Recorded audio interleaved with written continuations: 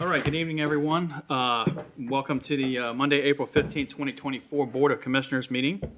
We had a little problem with our intro tonight, so we just went to a live meeting just for all those that are used to seeing our intro come up.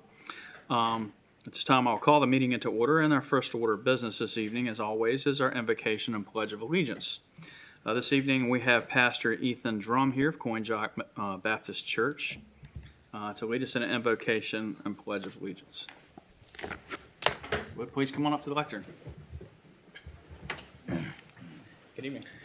To start with tonight, in honor of the passing of Judy Jordan and Mike and the rest of their family, let's have a moment of silence before we pray.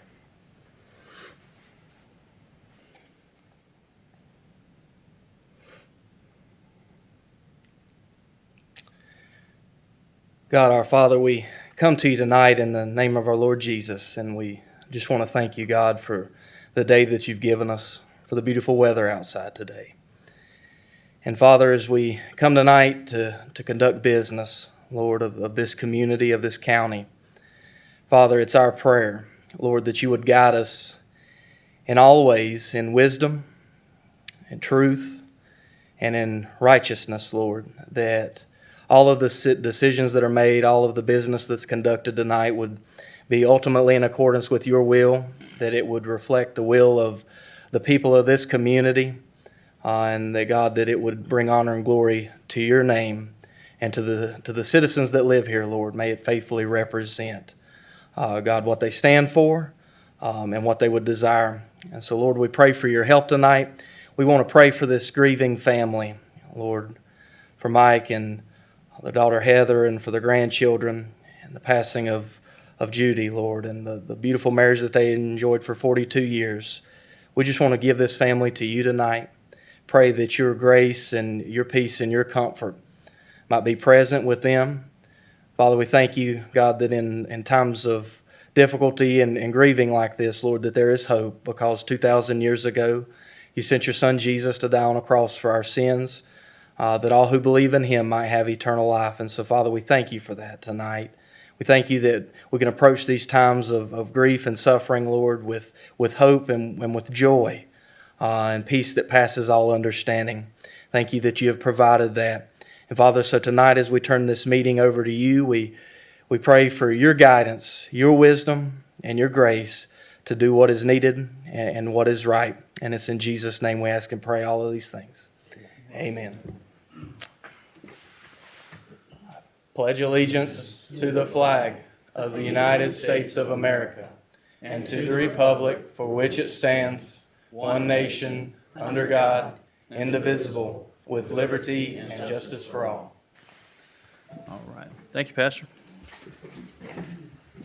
And to follow up on that, to Mike from the Board of Commissioners, Commissioner Payment, we'll miss you this evening, and you're in our thoughts and prayers. And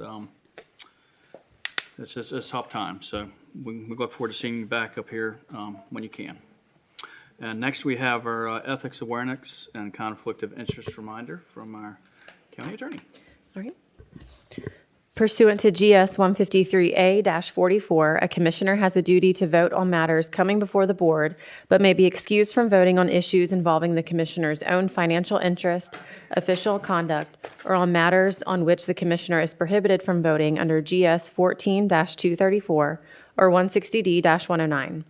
In accordance with Chapter 2, Division 3 of the Currituck County Code of Ordinances, it is the duty of every commissioner to avoid both conflicts of interest and appearances of conflict. Does any commissioner have any known conflict of interest or appearance of conflict with respect to any matters coming before the Board of Commissioners in this meeting? If so, please identify the conflict or appearance of conflict. Thank you. Kevin's walking out. I bet he's got something to say. I do. On this one, sorry. I apologize for being late. I was actually on a call. All right. I did disclose in the previous meeting on this one, I don't even off the top of my head, 2 years and maybe 3 years ago that I did a job, reference 2320. I think I bush hogged a lot, and then I did a install at, it was actually for Jeannie Old, hired me 3 years ago. So I disclosed that in the previous meeting, but I just wanted to disclose that. And does that have any influence on your decision-making tonight? No, I haven't done work for them in over 1,000 days. Thank you. All right, with that, the next order of business is the approval of the agenda, and I'm going to make a motion to amend the agenda tonight and withdraw the public hearing, one of our public hearing items, number 3, PB 24-03. Currituck County was requesting an increase in minimum lot size, and after speaking with our staff today, I think we need a little more work on this, so this is not going away. It is going away for this evening, but we're going to be bringing this back for further discussion.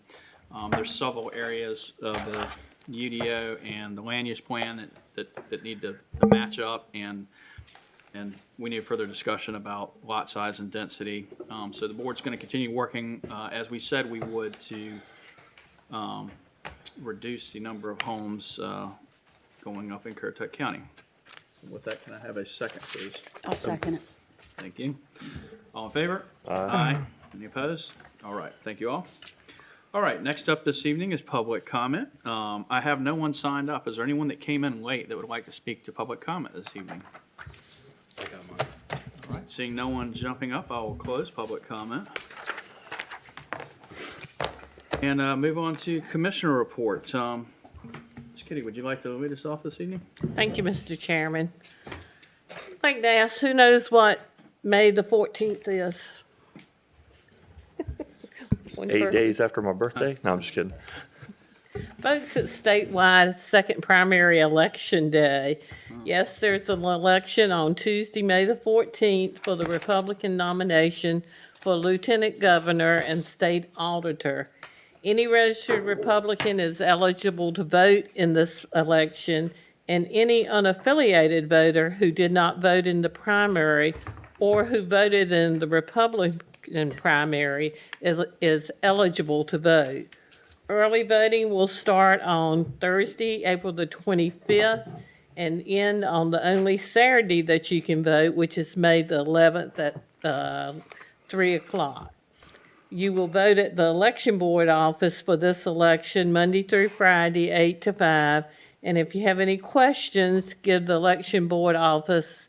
They can be reached at 252-232-2525. Also, April is National Child Abuse Prevention Month. And I was reading an article the other day that stated 1 out of 6 children in North Carolina go hungry. 19.6% of North Carolina children live in poverty, and more than 10,000 children are removed from their homes due to abuse. This is an issue that none of us like to think about, but it is real and it is happening in North Carolina as well as Currituck County. And that's why the Social Service Department is always looking for someone to be foster parents. So if you're interested, give them a call at 252-232-3083. That's all tonight. Thank you. Thank you. How about you, Commissioner Jobs? Thank you. Just want to congratulate College of the Albemarle for receiving a top 10 designation as a military-friendly school. This is the 4th time in the last 4 years that COA has been designated, and this is the first top 10 ranking for small community college nationwide. We ranked 4th.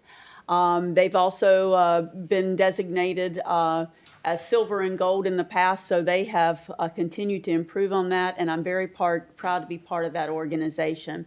I also want to congratulate our staff for another successful Citizens Academy, which will be wrapping up this week.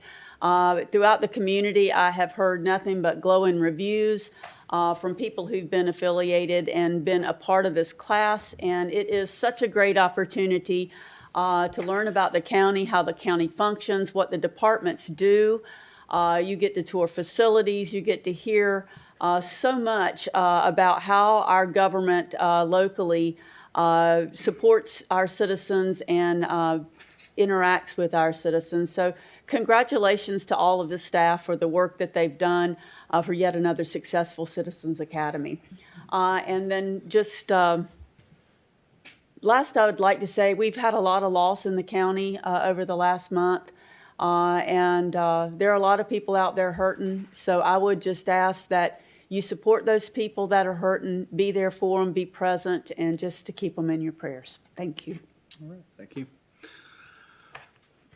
Owen, how about you this evening? Anything? Very short.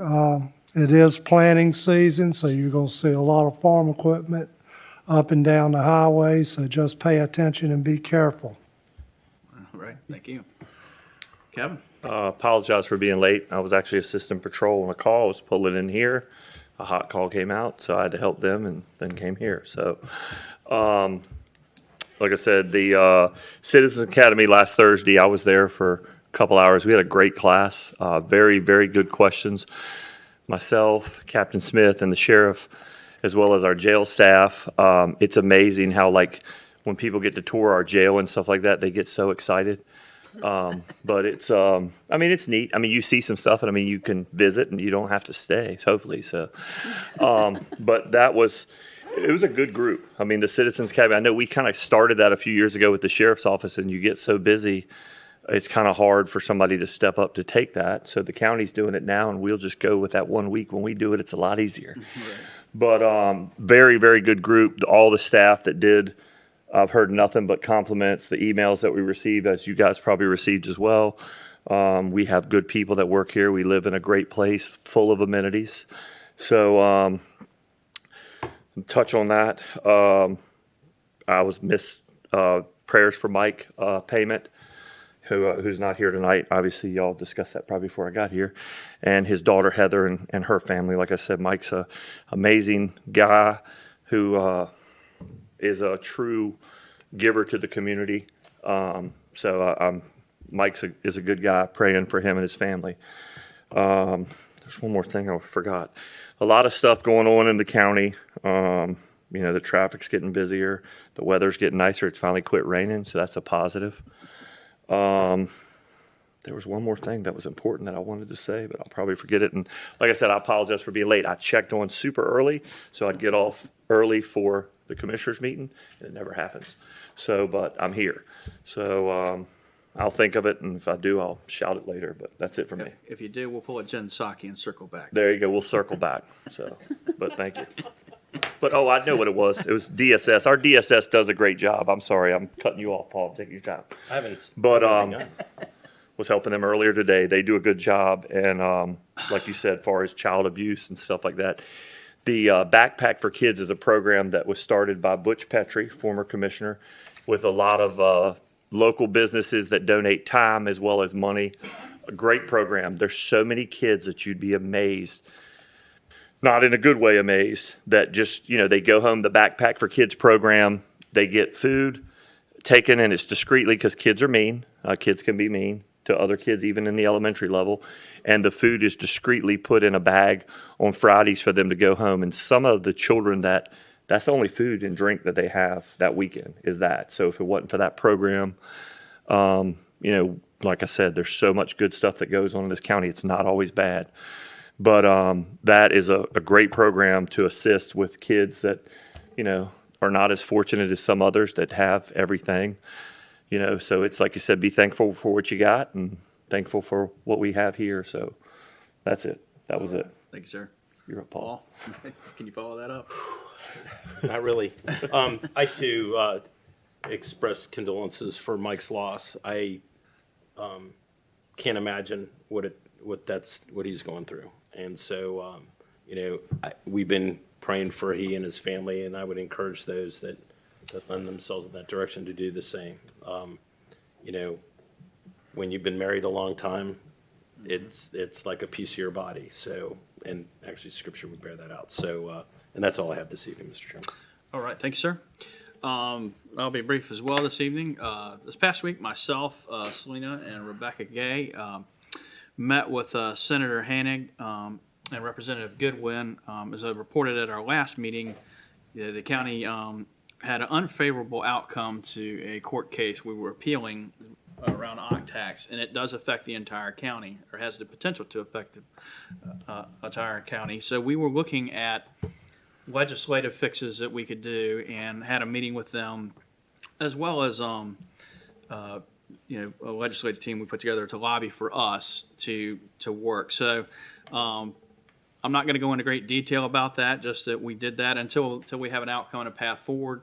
Just know that we are working with our elected officials to do what we can to take away any burden that may be felt here on the mainland, especially for things that we do in Corolla that are in support of tourism over there. And I want to say something about Citizens Academy too. I wasn't able to attend this one. The last one I got to come in and just meet the folks that came in on their first night. And I remember talking with Ben about this during COVID because I didn't have anything else to do because we weren't working. And that's at that point he said, we need a Citizens Academy. And so it came out of that, and it had to wait till after COVID, and it's been a great thing. We've seen more participation here in this room from people that participated in that and got involved in local government or paid attention or asked questions. And so I wish I could have been there, but I was laid up in Georgia in a hospital with broken legs. So missed out on that last Citizens Academy. And with that, I will move on to the county manager's report. Anything this evening? All right, thank you, Mr. Chairman. Public Works sponsored Household Hazardous Waste Day on Saturday, had another successful turnout. Sheriff's Office participated and they collected 80 pounds of prescription medication. Wow. And just shy of 2,000 pounds of paper for shredding. Cooperative Extension also hosted an event on Saturday. It was the Home Flower and Garden Show. Apparently the line was wrapped around the building to start the day off. So thank you to all our staff who facilitated those events. And also 4-H went to an event on Saturday, and we came home with 2 national qualifiers for horse judging. So congrats to them as well. Thank you. Thank you. Ms. Megan, anything from you this evening? Yes, thank you, Mr. Chairman. Last week, I met with William Nelson, the airport manager, and we went over the current lease agreements we have with individuals who are leasing hangars space for their airplanes. And we looked over those lease agreements as well as the rules and regulations. I think we're going to tweak some of the language, kind of tighten it up a little bit. So that will be good. And then today I spoke with Chris Geis. He is our outside counsel that is representing us in that occupancy tax litigation. And he is actively working on the petition and the brief in support of the petition for the Supreme Court's discretionary review of that occupancy tax appeal. And that is due like Tuesday. Okay. It is coming up. Real quick. Okay. Yes. All right. Thank you so much. All right. Next up, we have administrative reports. The first item under admin reports is Trillium Health, their annual report. Bobby Lowe is the Northern Regional Director. Good evening. Good evening. Welcome back. Thank you. Good to see you all again. Thank you for letting me come this evening. All right, let me go over some information that's been going on the past, well, it's not even been a full year, but the past several months. All right, so in fiscal year 22-23, we served just under 44,000 individuals with severe behavioral health needs, about 33,000 for mental health, just under 13,000 for substance use, and just under 7,500 for intellectual and developmental disability. The total for those services was about $650 million of health care provided in Eastern North Carolina. So some Medicaid transformation changes. You all have heard talk of a tailored plan and standard plans for the past several years. The original date was July 1st of 2022. It's been delayed multiple times. So this year, the General Assembly took some steps to make sure tailored plans could go live and could be successful when they went live. So they changed the number of tailored plans in general statute from 6, now it says to 4 or 5. Originally, there were 6 LME MCOs, so they changed the general statute to say there could only be 4 or 5 moving forward. They increased the minimum population, so any agency that's going to be a tailored plan has to have at least 1.5 million individuals. They also gave the Secretary of Health and Human Services the authority to make changes to the LME MCO structure to ensure that they go live. And they put another start date of July 1st of 2024. And we just got an announcement that it is actually going live this year, July 1st of 2024. So we are very excited for that to go live.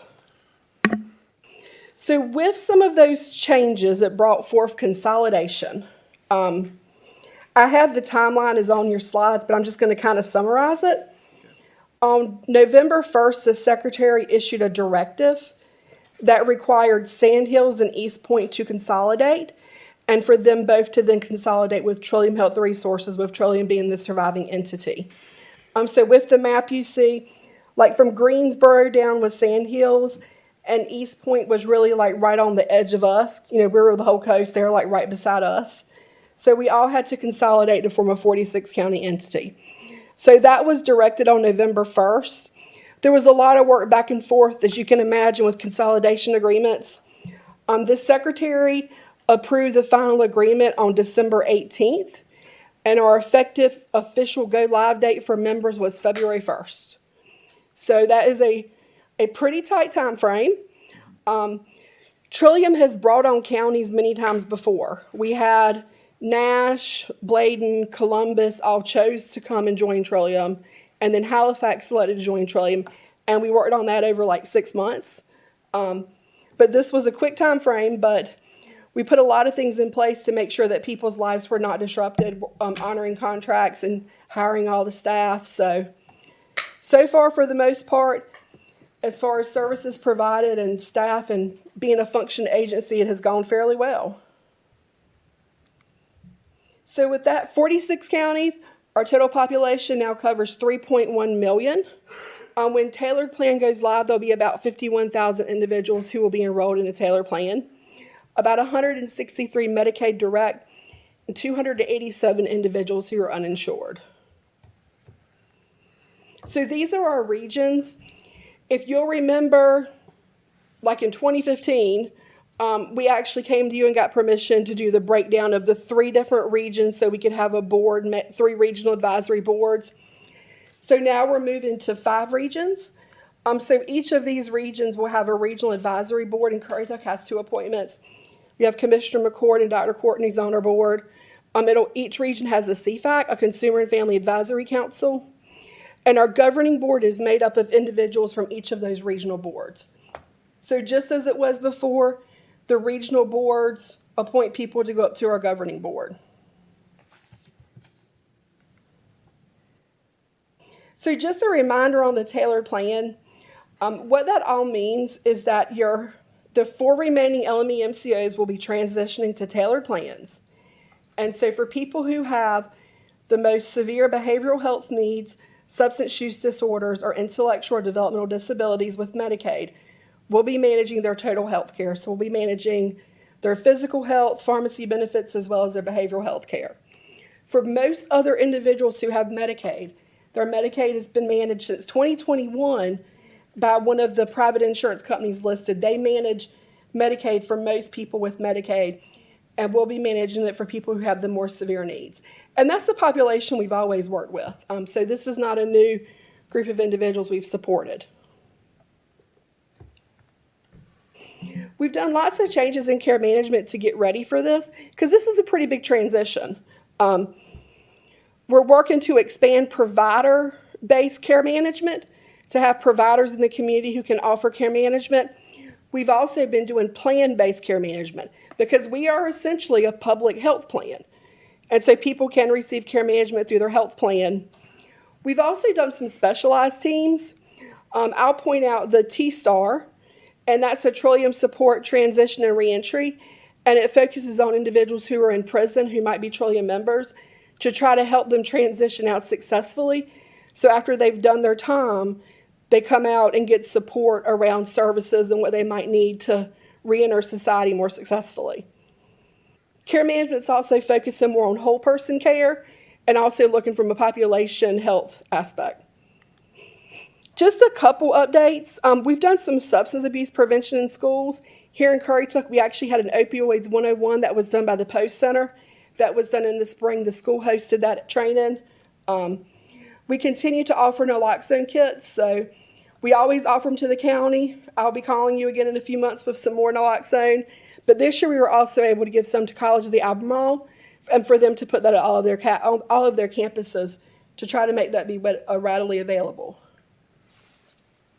The other thing you were talking about, foster care, we also started a program last year that's continuing called Family Solutions, and it's trying to expand foster care families because there's not enough.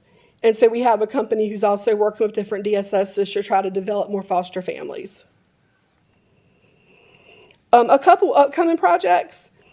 Trillium is partnered with the Division of Health and Human Services to bring out Chest Health, and that is actually a mobile app that people can use and connect with other people in recovery.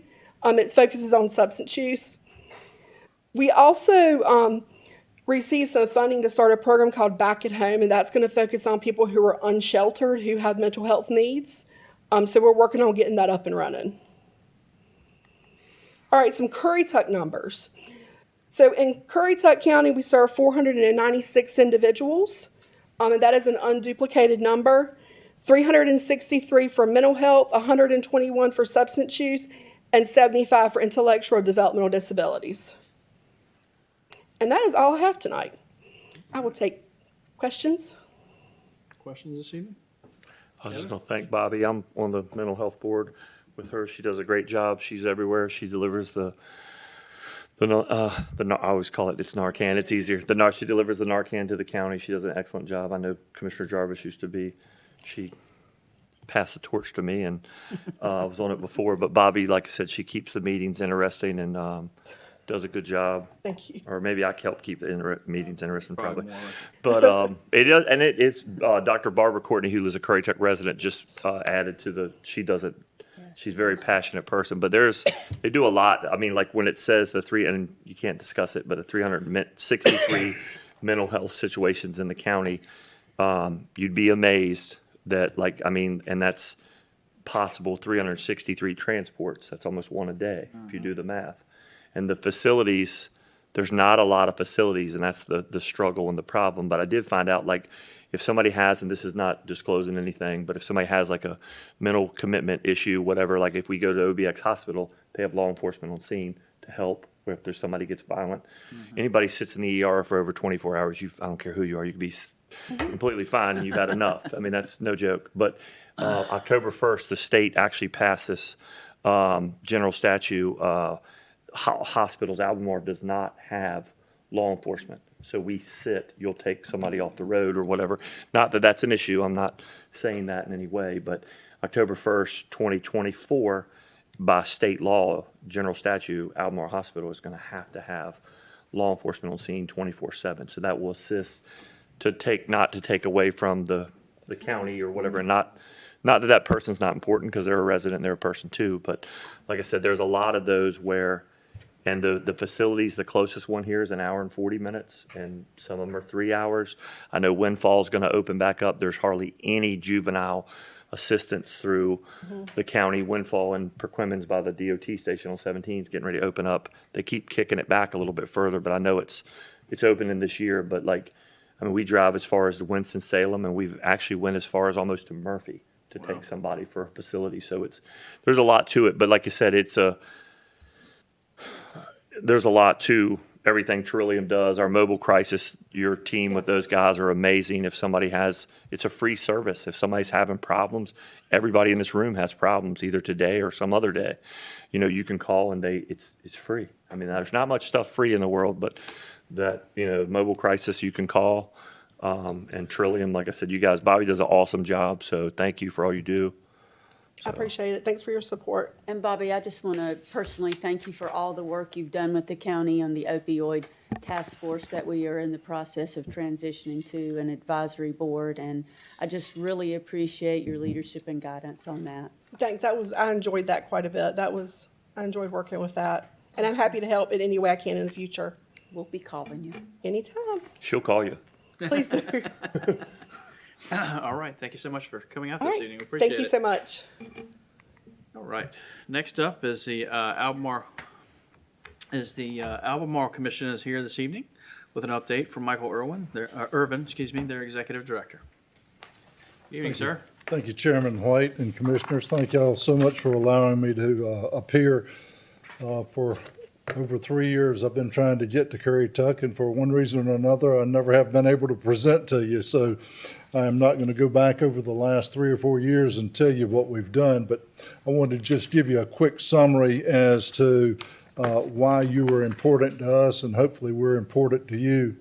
There are two documents on your placed at your seats.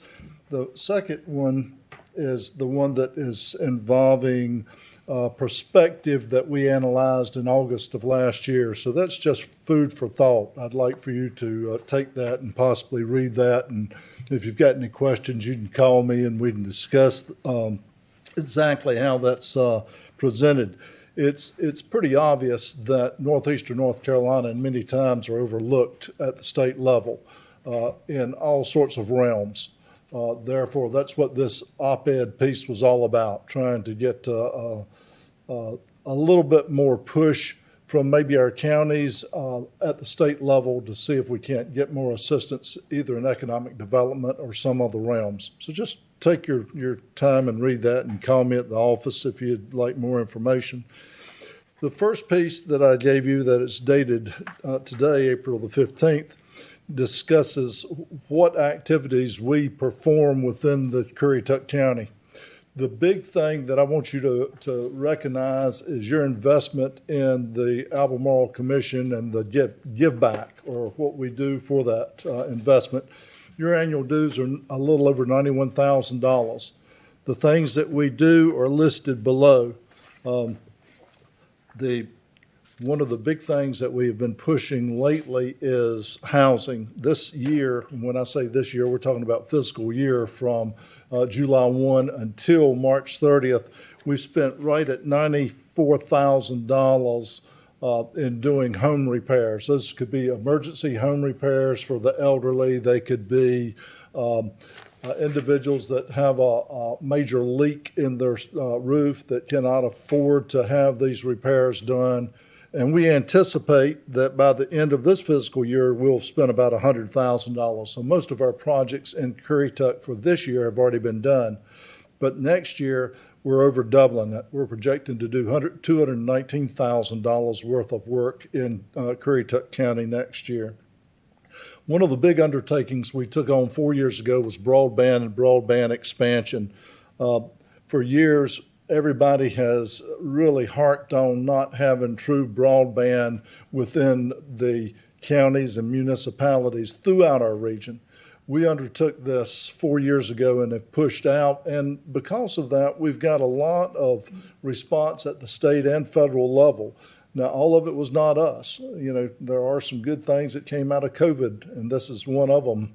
The fact that the government was willing to foot more of the bill towards expanding broadband within our region. But we are continuing to do that. One of our major undertakings right now is a mapping for the last mile. We've got two major organizations in the state that are currently doing this mapping, and we're trying to find out exactly where homes are that are not being served or underserved. Underserved would be slow internet service of whatever type it might be. We want to get up to at least 100 meg for everybody. So this is a major concern, and we will continue to do that throughout this fiscal year, even though next year our funding will be cut back and a lot of places are being hit. So we're really seeing a lot of accomplishment for those deliveries in various locations. So funding will slow down in that. Another thing that we're being very conservative on, if you'll see that for our general administrative efforts, currently of the $94,000, almost $55,000 of that is also associated with the funds that help us do our administrative efforts and our matching. That's our key element associated with any funds that come from counties. Our grants typically require anywhere from 10 to 30% matching. And we have no real source. We're not a money-making organization, so we don't have any real source of making profitability. So your funds, your dues, allow us to make the matching contribution on these grants. So we will continue to use money this year up to about $74,000 out of all the total money sent to us by dues. And next year, we actually believe we'll be able to cut back because of some new grants that we have just received. Just to let you know, this week we received $2.9 million for a 3-year grant for weatherization. The organization that used to do weatherization in this region was not reapproved. They asked us, through Bobby Hannick, thank goodness Bobby contacted the Speaker of the House and Jack Bagwell to get us to actually take this role on. So we'll be doing weatherization in these regions for the next 3 years. And the state also gave us another $190,000 dedicated towards Currituck just for major home repairs for the elderly. So next year, that's why we'll be spending $219,000, but the $2.9 million will also roll over for 2 more years. So there'll be continual ability to do that. One of our largest elements within our organization is that of aging. And I've broken down each part that has been spent in Currituck County this year so far to help clients reach doctors or wherever they need to be. We've spent $9,000 in transportation costs for supplying in-home aids to individuals that cannot get out, that might be bedridden or may need medical assistance. We've spent $29,400. For home-delivered meals, Meals on Wheels, for this county so far, we've spent $89,000 this year. For congregate meals, that means people that go to senior centers or whatnot within your county, we've spent $28,000. The housing projects that aging does, again, these are aging in place things. They'll put handrails by the toilet or handrails in the tub, or they'll do things of that nature. We've spent $38,000 for aging in place in Currituck County so far this year. Family caregiver, the same. Someone has to stop work to look after their spouse, or they have to bring a child in that actually has employment, but she leaves employment or he leaves employment to look after their parent while they're bedridden or whatever their health issue is. We've spent $20,000 on that so far this year. And then for your senior center, we gave a special grant of $5,000 to them this year. Of course, it's non-recurring unless next year they need it again, and we've got the funds to be able to deliver that. So thus far, just in aging this year, we've spent $219,000. We expect we'll spend about $70,000 more before the end of the year. And next year, that budget has increased by almost $100,000. We expect to spend about $316,000 in Currituck County next year. So I hope you can see that overall, we really are investing your money wisely. We've spent a lot of money in this county for your dues, and that's what it's all about. So totally, thus far, we spent $432,000 for the entire county thus far. The other things that we can't put a numeric value on is our workforce. We used to have a workforce center in Dare, and we also have an office that's over at your county facilities. We are trying to step that up. Part of the problem associated with not doing as much in workforce in Currituck County is the fact that the state has really reduced the funding for all of workforce boards. But us as the smallest workforce board in the state, they do it based on a percentile, and we have the smallest population, so we get the smallest amount of money. The worst thing is that we've lost 34% of our funding in the last 4 years. This year, the federal government is cutting it by 10% more, and they're reallocating the balance so that we may not be able to really manage 50% of what we get. Currently, we only lose about 15 to 20% as far as management. In other words, they tell us what we can and can't spend those monies for. That's going to increase to as much as 50% this year with the new WIOA law or act that's going in place. So it's detrimental, and we're really pushing that doesn't occur. But we do have presence of workforce in this county. I want to let you know that we're still there and we'll still come out and do everything we can. The last thing that I'll mention is rural planning. You're probably familiar with our RPO and the activity associated with that. We obviously cannot control NCDOT. We are literally on their representative board in the region. We are your mouthpiece where we can reach out to them and say things. You all are wise and intelligent individuals, and you know that NC DOT sort of controls what they want to control. So all we can do is stand up for you and give our opinion, your opinion, and try and get what's right done throughout the region. But it's really a hard element to try, but it's better than not having any representation at all. So we're there. Any questions you might have for me? When, on your first page on this, you mentioned housing, the $94,000 that you guys had spent. Does that, it's just for repairs, right? Things of that nature, like emergency type repairs and things of that nature? There are three funding sources currently that's included in that $94,000. The first is essential single-family loan pool, which you're familiar with that, but in the past, I think Currituck County did their own program, and we took that over.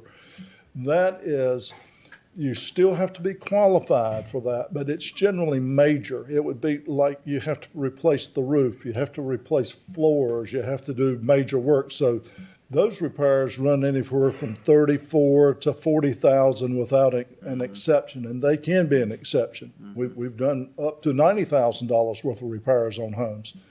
The second is the ERP, which is Urgent Repair Program, and that is typically smaller stuff. The max that we can spend on any one home for that is $12,000. Unfortunately, in today's marketplace, $12,000 doesn't even put a roof on a large house. So, we have to sometimes shift to the ESFL program as opposed to the urgent repair. But we still get by on them. And the third is, well, I'm going to merge two. It's really two. As I stated, the aging has a fund for specialty stuff, hand rails and things of that nature.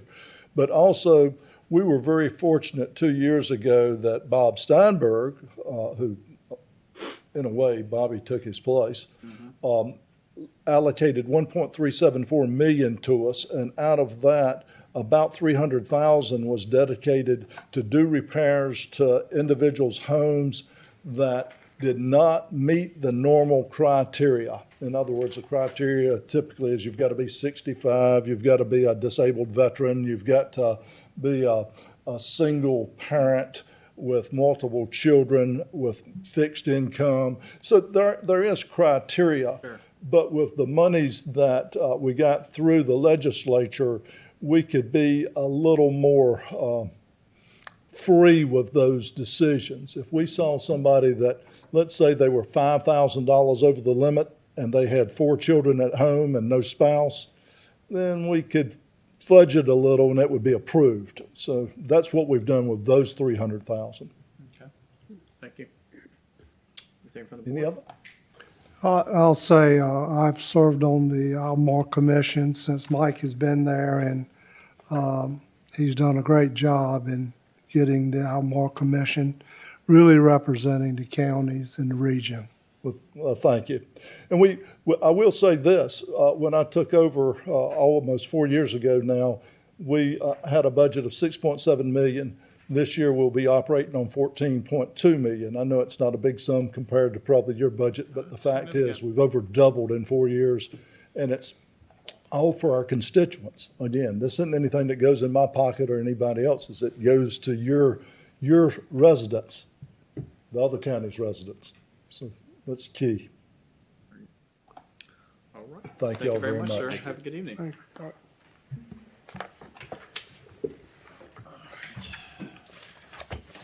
All right, hearings.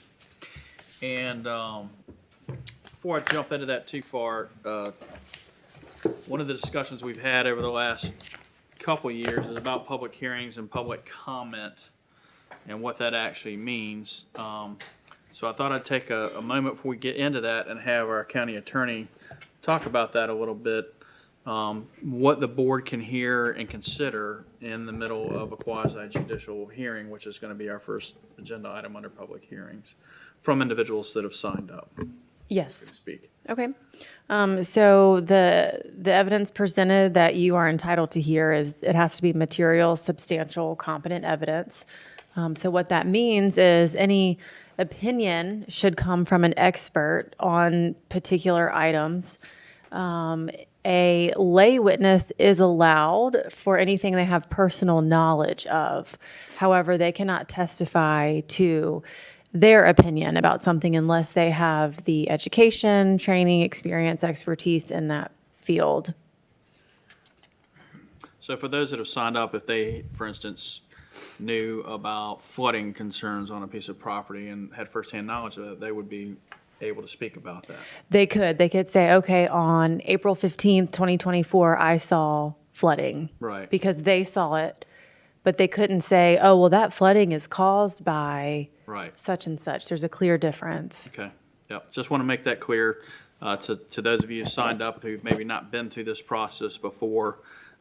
It's not that we don't want to hear your opinions and we don't care. It's that in this case, we are sitting as almost as judges, and we have to hear evidence before us, not, as you said, opinions. So just wanted to get that out there for you folks so that Chairman. everyone understands. Yes, sir. I think it's important to let people know that that's not our rules, that's Right. the state rules. Right. Thanks to the lawyers. All right. So with that being said, we'll move into item 1 on our public hearing list is PB 23-20 New Bridge Creek. The property owner and applicant is New Bridge Creek LLC is requesting a preliminary plat special use permit for a 35-lot conservation subdivision located off Currituck Highway between Beechwood Shores Drive and Munden Lane, tax map 31, parcel 64C, 64D, 64K, 64L, 64M, and 64N as in Nancy in the Moyock Township. And with that, anyone who has signed up to speak this evening or who will be presenting evidence needs to come forward and be sworn in this evening, as it is, as I said, a quasi judicial, and we have to consider sworn testimony. We have some Bibles up there. You guys can share if you need to. And if we don't have enough, you can just raise your right hands and affirm. All right. Does everyone swear or affirm that the testimony they're about to present will be the whole truth and nothing but the truth, so help you God? Thank you. All right. Give everybody a second to sit down, and then we'll have our staff present their. Is there time for late sign-ins? I'll call people up when we open it up. Yes, sir. Thank you, Mr. Chairman. Good evening, Jenny. How are you? Doing good, thank you. All right. So this is a conservation subdivision, a 35-lot conservation subdivision on the properties that you just mentioned. I will say that the board may remember seeing these particular properties in a past hearing. There was a denial issued for a previous preliminary plat special use permit for 37 lots. The reason at that time was that there was not enough evidence for the board to make a finding that it would not injure adjacent properties. And because this is an evidentiary hearing, there's specific procedures that must be followed for submitting a subsequent application that's similar. And the board did submit changes to the proposed subdivision layout, reduce the number of lots by 2, and the board did approve that was a significant change to the application, enough that a new application could be submitted and processed and heard. And so that's why you're hearing this tonight. Just wanted to make sure that we're clear on that part of it. So what you're seeing here is a zoomed out aerial map to give you some context of where it's located. The property is adjacent to Beechwood Shores subdivision. It's across from where the 10-acre lot Balanced Farms is currently or has recently been built on. Those are 10-acre exempt lots. You can see here the parcels that the chairman just read are highlighted in blue. Zooming in a little bit closer, Again, you can see that it's surrounded by mostly residential homes on all sides, except for the creek to the north. The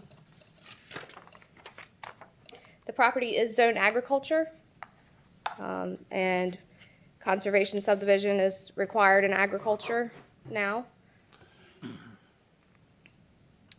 The Imagine Currituck future land use map classifies the property as O2 transect, which allows for very low density residential.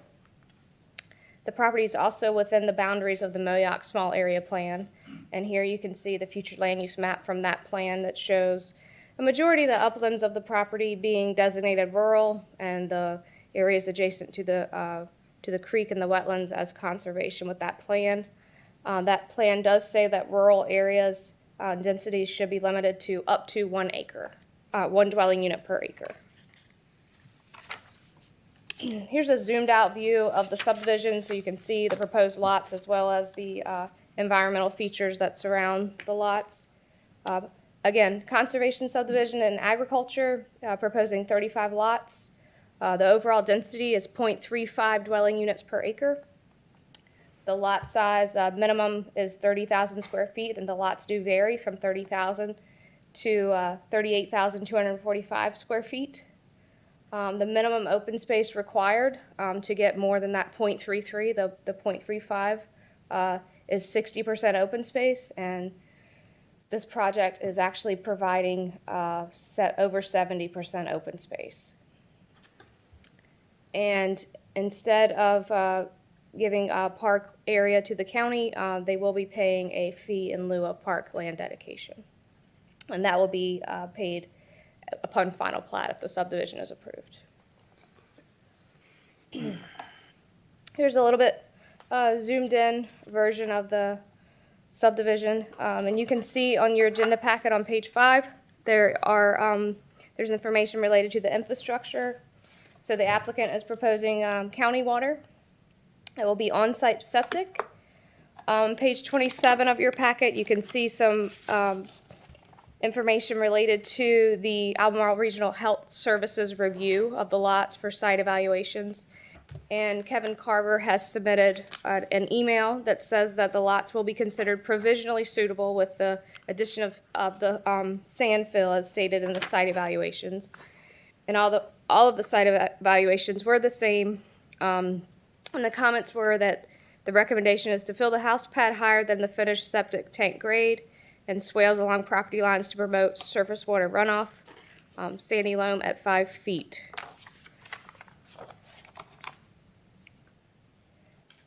The stormwater plan, they're proposing 2 large wet ponds, and they are going to be managing stormwater by directing it through lot line and roadside swales into those ponds, and those ponds will discharge into the adjacent wetlands and Newbridge Creek.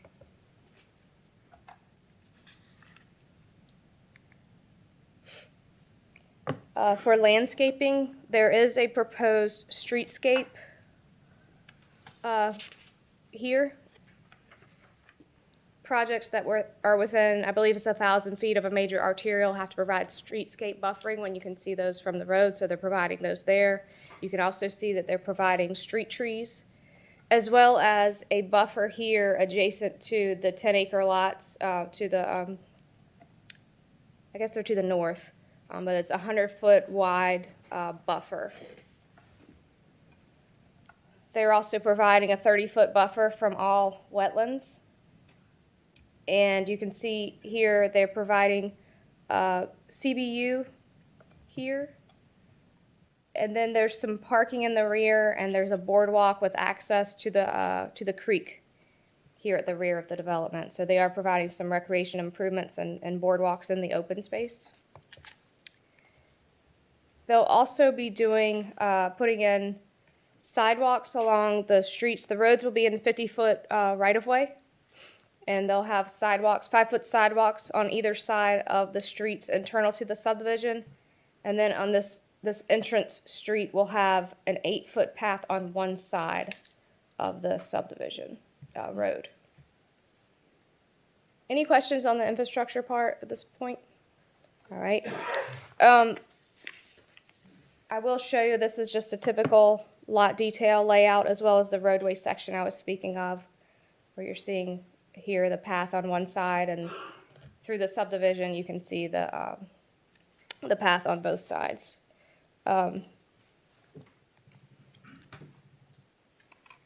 Before we get to small area plan and land use plan consistency, I want to call your attention to the agenda packet, page 6, regarding the school data. And I apologize, I do not have a slide for this. But currently, the Shawboro Elementary School is over capacity at 104%. The enrollment is 644 students. And Shawboro Elementary does not have the capacity right now to serve the 8 additional students generated by this development. The middle school and the high schools do have the capacity. Now, the adequate public facilities ordinance requires that school capacity be in place at the time of approval or within 2 years after the initial approval of the special use permit. And the board may place limitations on the timing and extent of new development in accordance with the ordinance. And a phasing plan may be approved by the BOC. I believe that the applicant will provide a phasing plan, but I have not seen that phasing plan, or it has not been sent to me. While we're on that subject, Jenny, maybe Rebecca, you can speak to how long it's going to be before our new school, Tulls Creek Elementary. Did we end up delayed on that after all said and done? Just looking up the date, but I believe it's October 25th of 2025. Okay. Thank you. It'll be your first day of work there, Owen. Okay. So as I mentioned before, the property is within the Moyock Small Area Plan area, and that's designated as rural and conservation, and that rural designation provides for low density at less than 1 unit per acre. And this policy on the future land use may apply to the request, and you could also find this in your staff report. There's some land use plan policies that the board may want to consider that may apply to the request. And I'll just show these to you real briefly here.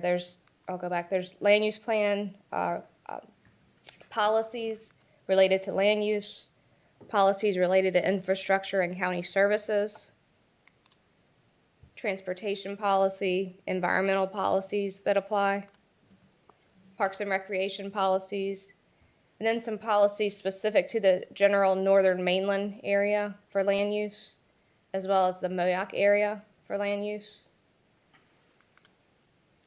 And I will leave you with the special use permit review standards that the board, the applicant will need to provide information for the board to make findings for each of these 4 standards. Thank you. Any questions for Ms. Turner? I have a couple, and it may be for the applicant. I know you talked about the buffer. The 10-acre lots that are in there now, I believe it's 5. Is that correct? 5. I'm not do they sure. have The ones that are they're already built there. on? Yeah. Do they have county water now? No. Would they be eligible, or is that maybe a developer question? Yeah, I'm not sure. You talking about the existing So homes if, that yeah, are well? the 10 acres that are there. So if something came out, and I'm just saying, if it was approved or not approved, if it was approved, would they be eligible to hook onto that county? So long Or that might run. be There would probably be more infrastructure needed. Right. There's for a them long to do run from the that. entrance of the neighborhood where the utilities would probably come in to Okay. the first home. I was just looking here. There's 1, 2. Yeah, it looks like there are 5. And I know when we talked about this before, this was the previous, and I just had some notes, so I know she already discussed the buffer, so we hit that one. There was something about the road being paved or whatever, so I know you touched on that a little bit. Didn't you say something about the road? Well, they have to pave the roads for this that are part of this development, but not beyond. Okay. Yeah, I remember. Remember We're that. talking about that because they had to, with the configuration of the lots and Yeah. all that stuff, yeah. Okay. All right, anything further? All right, thank you, Jay. And now we'll invite the applicant or the representative up this evening to present their case.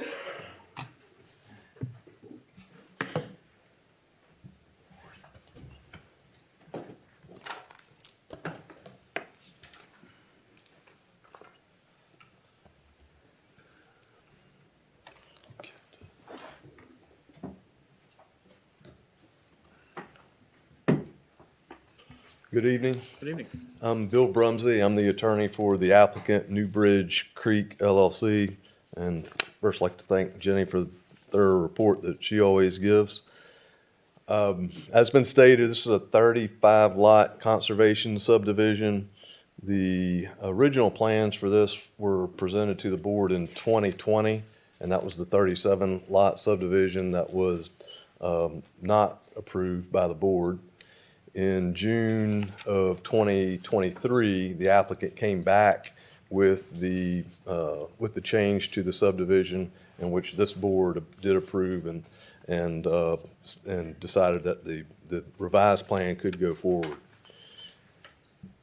We are going to present competent evidence of the 4 standards that have to be met. That one, that it not endanger the public health or safety, that the subdivision not injure the value of the adjoining or abutting land and will be in harmony with the area in which it was located, and that it will be in conformity with the land use plan and all other officially adopted plans of Currituck County, and it will not exceed the county's ability to provide adequate public facilities under the ordinance.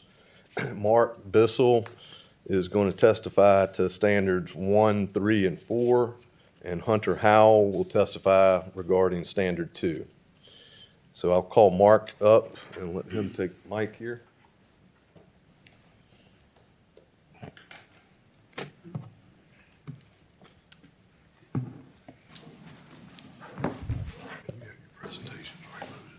Yes.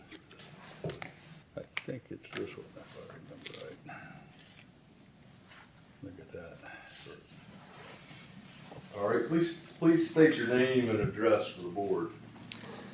Mark Bissell, 3512 North Croatan Highway, Currituck, North Carolina. All right, and give the board a rundown of your education and experience relating to land use. I have a degree in civil engineering from Duke University. I have been a registered professional engineer in the state for a little over 40 years now. I've been practicing in Currituck County for almost that long, in land use and subdivision design and land use engineering.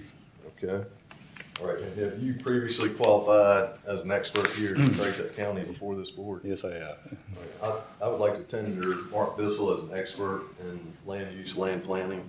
All right, is the board willing to accept, Mr. Bisson? All right, thank you. Accept. Explain your role in the planning for this particular subdivision. So I have overseen the planning and the design of the subdivision, as well as the application for permits that we've applied for so far. All right. And give a general overview of the subdivision as a whole. Sure. This is a map of the subdivision. Of course, Ms. Turner has given a good overview of it. I'll just highlight a few things. What you're seeing here is not the entire site, because there are wetlands that extend off the page, but this is more of a blow up of the part of the site that's being developed. What you see in the darker green is the upland area. We do have the 30-foot or the 100-foot buffer here that buffers this property from the adjacent development. We have buffers to the other lands here. We have a vegetative screen buffer buffering it from the highway. We have a main entrance coming here that will be paved. This is a dirt drive, maybe with a little bit of gravel in it right now. This will be improved to DOT standards. This road will be paved all the way to the property line here, where it continues to serve the 10-acre lots to the northwest. An 8-inch water line will also be extended to that property line, and will also loop through this development to provide fire flow and pressure.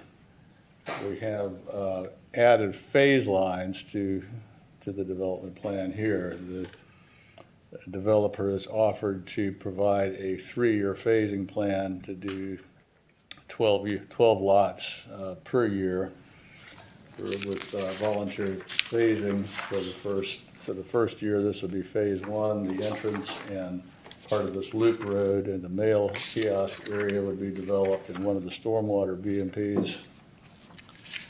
And then in phase 2, the road would be extended to the northwest property line, and this center group of lots developed along with this larger stormwater BMP and the access to the creek. And then the third and final phase would be 11 lots in this area here.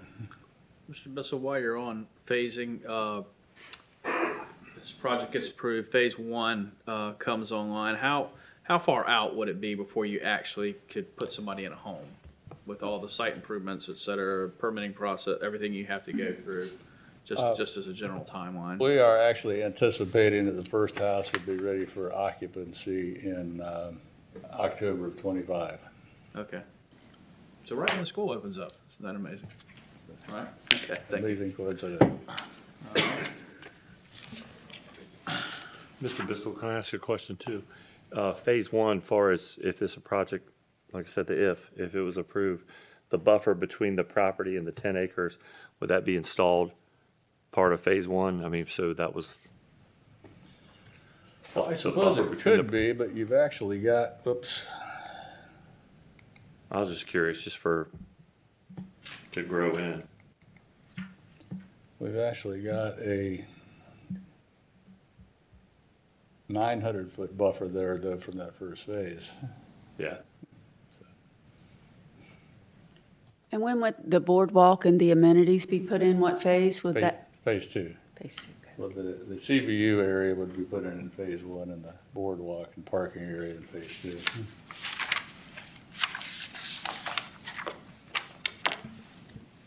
Well, along with Commissioner McCord's question, so right now that's ag land, and there's not, is it being cultivated currently? I can't remember off the top of my head. I'm obviously not much going down. It's been farmed in a few It's not. years. So where that buffer is going to go, there's nothing really growing there other than whatever parasitic growth might be there of some sort, right? Correct, and the land there, I believe it's been bush hogged, but Yeah, I nothing is know. currently growing. So Right. Accurate. I just, to Kevin's point, if we approve this, I think the reason he's asking is because these people with 10-acre tracts are going to be looking out, watching the construction of the project. So I'm guessing that's what kind of what you were aiming at. Yes. Yeah. Okay. All right. Thank you. We'll save that for later and let you Okay. continue with Mr. Bissell's presentation. All right. So I've just chosen some of the. Maybe I'm Yeah, jumping any ahead. other on the particulars of the subdivision itself? I think that gives you a pretty good overview. Well, let me just talk about the grading a little bit because I think it may be an issue. So this has actually been redesigned from what was presented a few years ago, so that so the lots have been actually pulled up the slope. What you're looking at here is generally I believe it's a 4-foot contour. So the area that you see here in the tan color has all been filled, or proposed to be filled, and some of it's already above, and some of it would be filled to above the 100-year flood elevation. And all of the building pads then would be a minimum of 18 inches above the 10-year storm elevation. And so stormwater would go then through these natural low areas through here, and there's a draw through here that would take stormwater out to the creek and the sound. Okay. Any questions from the board in light of that? Did you have a question, Ken? When he said, I thought he had said 18, I just asked Commissioner Beaumont, was it 18 inches, what he said above the? I don't know when my questions are relevant, so. All right, in your opinion, does the subdivision create any danger to the public health or safety? No, and there are, let me go to that slide. We have, the county has allocated water to the subdivision. The water system will be modeled during the final design to assure there's adequate flow and pressure for firefighting. There is good access and roadway circulation being designed into it, including good access for emergency vehicles. We have this nice loop road here that is very conducive to good traffic management and access for emergency vehicles. We have addressed, I've given you kind of an overview as well as has Ms. Turner of how the stormwater is going to work. And and we actually have some separate slides that talk about stormwater. And the health department has determined that that the site will support the proposed 35 septic systems. All right, and are you familiar with the land use plans that are now in effect in Currituck County? I am. Talk about that a little bit, and specifically whether this subdivision is consistent with those land use plans. Right, I've pointed out several areas where the plan is consistent with the land use plan. Recommended density of one dwelling unit per 3 acres, we're right in that ballpark. Environmental policy 1.1 on preserving wetlands, 1.2 on avoiding natural heritage areas, 3.1 on preserving riparian buffers, and 4.5 on conserving and protecting coastal and non-coastal wetlands. And as you see, we have good, you can see the dark green areas that are buffers to those wetland areas, which are many times what is required by the ordinance. Land use policy 1.2 regarding consistency with the Moyock Small Area Plan, which suggests one dwelling unit per acre. The actual is 0.35 per acre overall, but 0.67 on just the upland portion, so still well below the recommended Moyock Small Area Plan density. Policy IS4 on stormwater runoff, soil erosion and sedimentation being properly managed. Also, Northern Mainland Land Use Policy 1.1 regarding balancing development and protecting the environment. Parks and Recreation Policy 1.5 on providing access to recreation and natural resources. And then Moyock Sub-Area Policy 2.2, which encourages this type of development, cluster housing, and preservation of the natural environment. And we have nearly 72% of the tract remaining in open space. It's consistent with the UDO, which actually the UDO density is 0.4, and we're at 0.35 on this. So we're not trying to push the envelope. And it's compatible and comparable with other subdivisions in the area, and we think it's reasonable and in the public interest because of the need for these kinds of lots in the Moyock area. All right, are you aware of any policies, land use policies that this subdivision plan violates? No. All right, let's go back to the stormwater. I know you've already touched on that briefly, but does the stormwater management plan in place, does that meet all subdivision standards as well? It does. It actually exceeds it. This property would likely qualify for the alternative stormwater approval, where you would not necessarily, because of its proximity to an outlet and the fact that there's no development downstream, you would not necessarily need to comply with the pre and post development runoff standards, but we're doing that anyway. So we would be constructing BMPs and berms on site to manage design storm events and mitigating peak flows, and we're also going to improve the existing ditch that runs along the roadway here, which actually should provide some improvements to the neighboring subdivision, and we're gonna improve that all the way to its outlet over here. And as I said, building pads will be above the 100-year flood stage. All right, and how, the streets in the subdivision, do they meet the standards required under the UDO? They do. They will be constructed to North Carolina Department of Transportation standards. Before we jump any further, Commissioner Jarvis has a question. You talked about improving the drainage. In your attachment to the use permit application, number 5, you say an existing drainage ditch that runs along the southern property line will be improved, subject to getting appropriate agreements with adjacent property owners. Has that been done? Not yet. We haven't done the final design yet. So you can't testify that that will be done then, that that's going to happen, correct? Well, we have actually, since the application was made during the TRC process, have moved that roadway.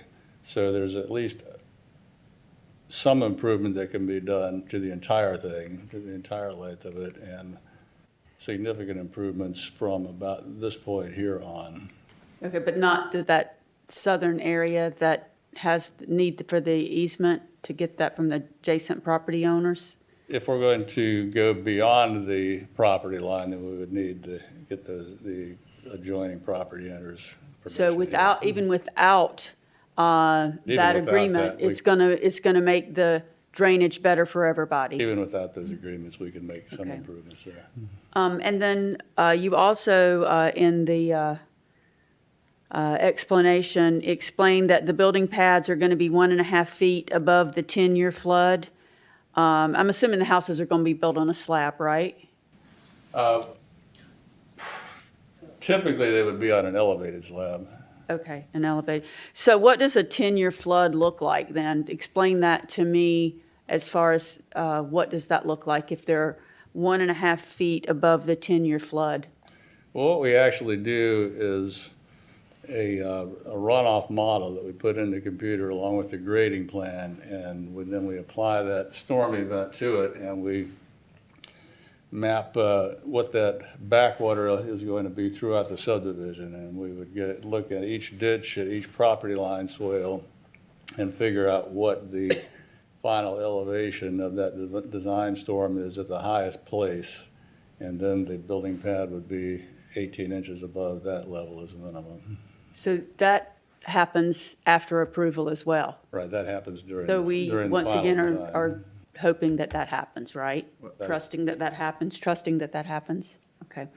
And then the other thing, in your presentation in the agenda packet, you said that there may be a need to change the street address for existing property owners because the name of the road has a proposed change. Has that been resolved? Will the people that already own the lots on the, I guess, what is that, the north side of this, will they have to have their addresses changed? Or is there going to be 2 different names for the roads? That is actually a comment that came from the county's GIS guy, and our response was that we would work with the county to do it any way they want. Okay. Yeah, I could comment on that. I did speak with Gary Lee about that, and he said that he didn't believe that we had the authority to make them change their address. Okay, good. And Mr. Bissell, just while we're on the subject of roads, it looks like you're going to, the proposal would be to bring the road up to the northern property line, and then it would drop off to whatever the existing road is. Is that? Well, we looking at this? would certainly tie the grade to the existing road there at that point. Right. Oh, yeah. I mean, yeah, but your intent is to pave all the way up basically to that northern property line where the buffer is going to be. Right, and so then- the asphalt would end at that Right. property line, and then it Okay. would turn back into the gravel road. Right. Okay. They'll still, and where that line is, just for, I mean, where, I guess it's Royal Realty, where they redid that building, it comes right there, just north of it. And that's where if you own the 10 acre, they come in there still correct. That's correct. And that will all be paved.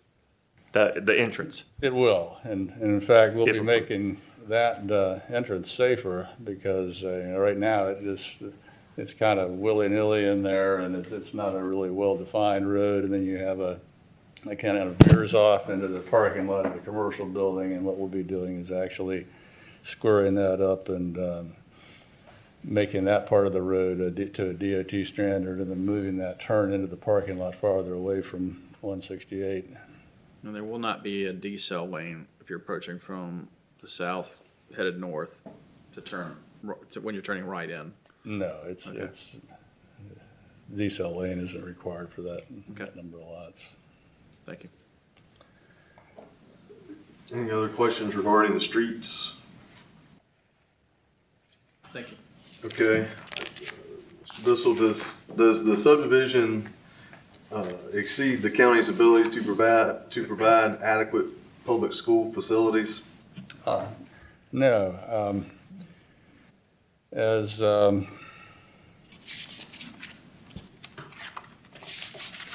staff explained, the special use permit shall be approved upon a finding that it will not exceed the county's ability to provide adequate public school facilities, and 2.4.6 indicates that all required public school facilities shall be in place or programmed to be in place within 2 years after the initial approval. And so we've had a few slides here just to address that. This shows you what the current capacity and the current ADM for the Moyock and the Shawboro School, and the proposed, of course, Tulls Creek School, which is 0 right now. And these, I think, are as of last week. So Newbridge Creek has 35 lots, as we said, to be built in 3 phases. Phase 1 is expected to start site work in late 2025. Let me touch on that. So earlier, in response to a question, you mentioned that you may have a house to ready for occupancy in October 2025. Explain what you meant there, and that maybe look at slide 12. Right.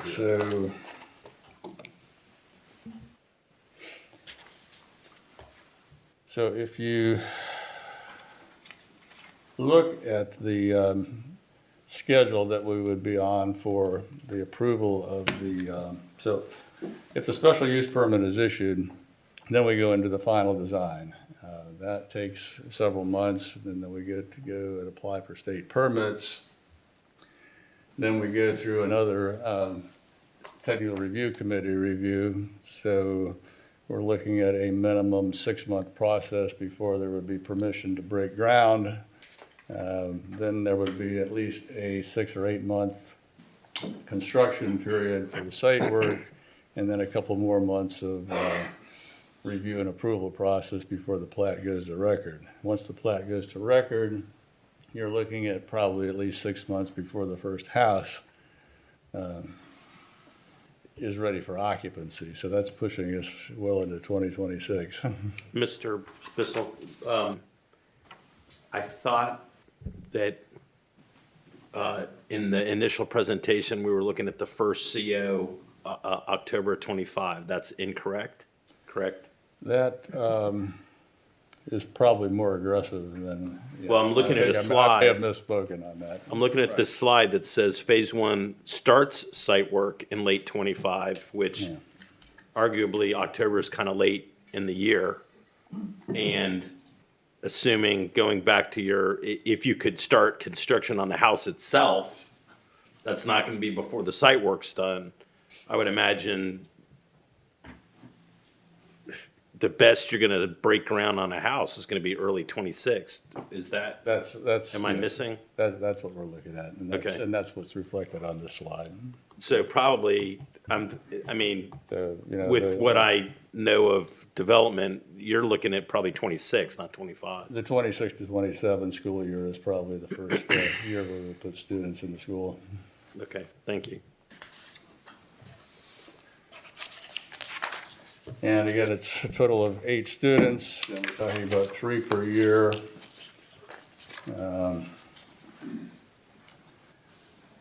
We have just, there will obviously have to be a reallocation of students in October of 2025 when the new school opens. It's not going to open with 0 students. We've just provided one scenario here, assuming that 200 students would be assigned from the Moyock School and 200 from Shawboro, and that most enrollment after the 25-26 school year will be enrolled at Tulls Creek. You can see that there are a lot of developments that are close to the school site, the Tulls Creek Road right here, Waterley, Wentworth, Foss, and Flora. There are enough, that's about 1,200 lots, over 1,300 lots just on the slide that would provide probably those 400 students. So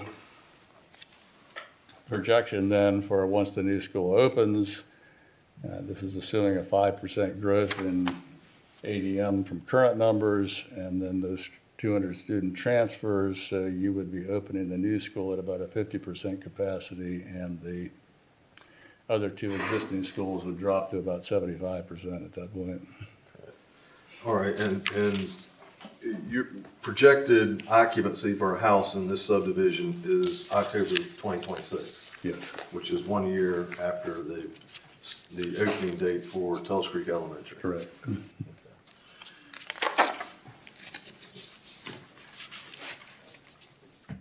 All right. So let me ask another question. So one of my favorite topics has to do with occupancy in the high schools. On page 6 of the agenda, we have actual capacity. I mean, and when I do fuzzy math, engineers are allowed to do that, right? I come up with an average actual capacity today of, we'll say 86% in the aggregate. And then it's committed is 100%. So my question is twofold, and I guess, Jenny, it may be towards you, but I mean, I understand can you explain committed capacity and the difference between that and our actual capacity? I mean, So committed capacity are the approved lots that have not had COs issued. So we don't know that those students are actually in the schools yet. They're approved lots on the books, and I believe they've been updated through the end of last year, 2023. right. So my raging question is, and again, the Tischler study, I get it. We've come darn close to what the Tischler study has projected. And again, part of the challenge has long been that we still have all these, subdivisions that don't fall under the planning statistics, et cetera, yet we accidentally fall into the numbers that Tischler projects on these subdivisions. So I'm uncomfortable with relying on Tischler as our projections. So I guess my question is, historically, are we still following Tischler's projections with the committed capacity versus the actual capacity? Yes, we're using those same student generation rates. You get it? Okay. All right. Before you guys jump in any further, I'm going to take a 5-minute recess and just pause. Seems like we're at a good natural pause point, if that's okay with you. You get rid of some coffee.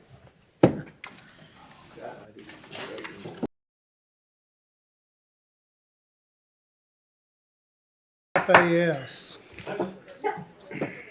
Badass syndrome. All right. Let's get back to it. Call the meeting back into order again. Let you guys continue with your presentation. That concludes all the Oh. evidence. You could have said that before. Get ready to step to another witness. Okay, all right. So it was a good time. Yeah, so if anyone have any questions for Mr. Bissell? Okay. All right. Thank you, Mr. Bissell. Thank you. Now that I figured out how to use this mouse. Oh, look at that. Yeah, it's kind of cool. Trying to blind yourself with a pointer. Somebody teaching you.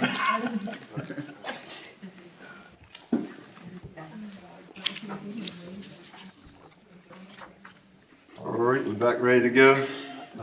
Please state your name and address for the board. Good evening. My name is Hunter Howell. Office address is 412 East Chatham Street, Cary, North Carolina 27511. All right, give a rundown of your background and experience. Yes, so I'm a professional real estate appraiser, and I work with Paramount Commercial Appraisers. I'm licensed by North Carolina as a state certified general appraiser, a member of the Appraisal Institute, and I'm working towards an MAI designation. In addition, I've also testified as an expert at numerous quasi-judicial hearings in other jurisdictions, testifying to the same or similar factors that I'll be addressing here tonight. All right, and have you also testified as an expert here in Currituck? I have. Before? All right. All right, this time I would like to tender Mr. Howell as an expert in real property appraisals and impact of real property. Okay. Board good with that? All right, thank you. I'll accept. All right, can you please explain what your role is in this particular project? Yes, so I was engaged to study the impacts of this project to the value of the adjoining property and whether the project is in harmony with the area. All right, and did you prepare a report for the county to use and going over this? I did. All right. Yes, sir. If I can approach, get this passed out. 10 copies of it. 9 copies. Thank you. Thank you, Leanne.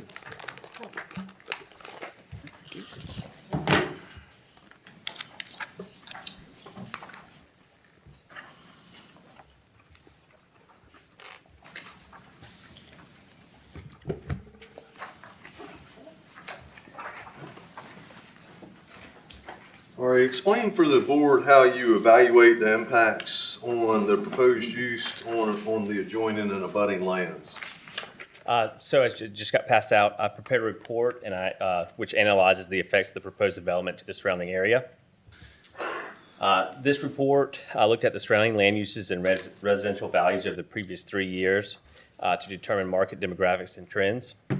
I also looked at other developments in comparable locations in order to determine the effects of these developments in the area in which they are located. The report analyzed a 1, 3, and 5 mile radius, looking at the population, housing supply, and household income data over the last 10 years with projections over the next 5 years.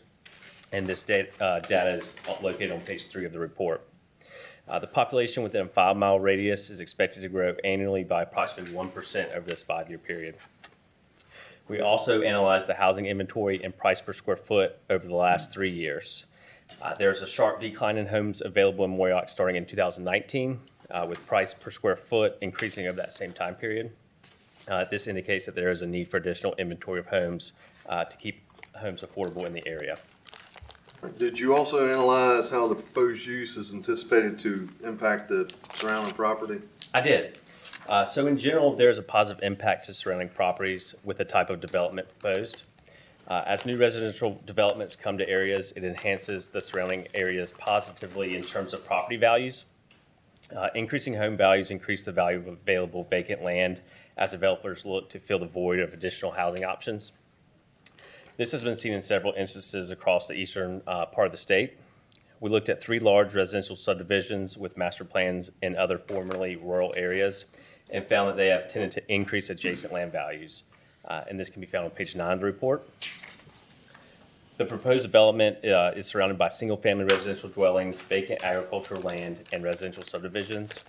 It is common for single-family residential developments to be located in the same general area within a particular market. Typically, these developments are clustered beside each other in order to keep a harmony of use. Larger commercial developments are typically located a short distance away along higher traffic corridors, limiting the number of vehicles passing the residential developed areas. So based on the proposed density of this development and these tendencies, the use will not injure the adjoining or abutting lands. All right, and in your opinion, is the proposed development in harmony with the area where it's located? Yes. So we looked at similar developments in the immediate area to determine if the project is cohesive with the development pattern. This is on page 5 of the report. We identified 5 similar subdivisions in the area, recently developed or approved and under construction. Based on the developments we identified, this project is cohesive and in harmony with the surrounding uses. So therefore, based on my analysis and report, I found that the proposed use will not injure the value of the adjoining and abutting lands and will be in harmony with the area. All right. All right. Does the board have any questions for Mr. Howell? I do. So you have 10-acre lots that are currently, this is gonna abut 10-acre lots. How is a neighborhood of 35 lots in harmony? So, based on, in general, for the neighborhood, it is in terms of density, units per acre, it's kind of on the lower end. But in terms of residential, you would typically have higher density residential along a higher traffic corridor, which you kind of see here, and then it abuts to lower density. So you're kind of going down in density as you're going away from these highways. So that's pretty typical in most neighborhoods you'll see across North Carolina in general and in this area as well. Okay. And in terms of not, damaging property values, there's adequate buffers for this development in terms of to those 10-acre lots that you're mentioning. Okay, thank you. Was the property ever 10-acre lots? Which The property that they're getting ready to develop? I would talk to the property owner on that. I'm not aware if there's ever 10-acre lots. May I answer that? There were never 10-acre lots for sale. The property was bought by myself. Yeah, I think we need to bring him up in a moment. Let's bring him up after you're done with this witness. Sorry, yes. Sorry. Thank you. Anything further for this? Okay. Thank you. Thank you. Thank you. All right. You haven't been sworn in yet. You solemnly swear the testimony you're about to give will be the whole truth, nothing but the truth, so help you God? Do. Do. Please state your name and address for the board. Jerry Olton, 1669 Tulse Creek Road, Moyock, NC. You're a member of New Bridge Creek LLC? I am. All right, and I think Ms. Etheridge has a question for you. Yes, ma'am. Yeah, I was just wondering, and one of the questions I had was what Bob said. The other people, when they bought the 10-acre lots, were thinking there wouldn't be a development. And I was wondering if any of this property had been 10-acre lots or not. Well, they were never for sale. When we first went in there were some put to record, but they were never for sale. And we decided we would do a subdivision, a larger subdivision. And but then the partnership changed and I retained the property that is now up on the agenda. But they were marked off 10-acre lots? Ma'am? Not. I know you said well, they we were did- sold 10-acre lots. Well, they were never for sale, nor were they ever advertised as 10-acre lots for sale. But the people who bought next to it were thinking that they would be 10-acre lots next to them. I don't know. I weren't involved in those sales. When you, I guess another way of asking this, Mr. Older, when you bought this property, were there 10 acre, was it just farm field at that time? And then did you later subdivide it into 10-acre parcels? We divided some of it into 10-acre parcels with the subdivision going to be on the south end. But rules have changed and such now. It takes a lot more property to. Right. I think that was before conservation subdivisions even were proposed. Okay. But I'm not sure on that. When you originally bought it, it was just a farm It field. was one parcel. That is correct. Right. Okay. All right. And how long did you say you've owned this? Or did you? I'd have to go back You and have to look. It's look. been a while. So. Okay. Been probably 20 years. Okay. 15 to 20, All right. A long time, yeah. roughly. Just trying to see It's in here somewhere. reference. It's been a substantial period. It may not be quite 20, but it's been Right. some Right. longer period of time. Okay. All right, while you're here, you heard some questions previously about the buffer and when that would be when those trees would be planted and such, are you willing to go ahead Certainly and do it on phase one or when, immediately, when yes. the construction plans are approved? yes, Yeah, yeah. As soon as you can get in there and start moving dirt. that's correct. Or as soon as it makes sense to do that. Yeah. In light of what you have going on there. So. Yes. All right, any other questions for Mr. Old? Anything from the board? No, sir, thank you. And I believe what we should do, if state forestry is available, just that whole open area, just be treed, have state forestry come out there. Okay, All right, thank you. thank you very much. All right, to summarize, that's our evidence.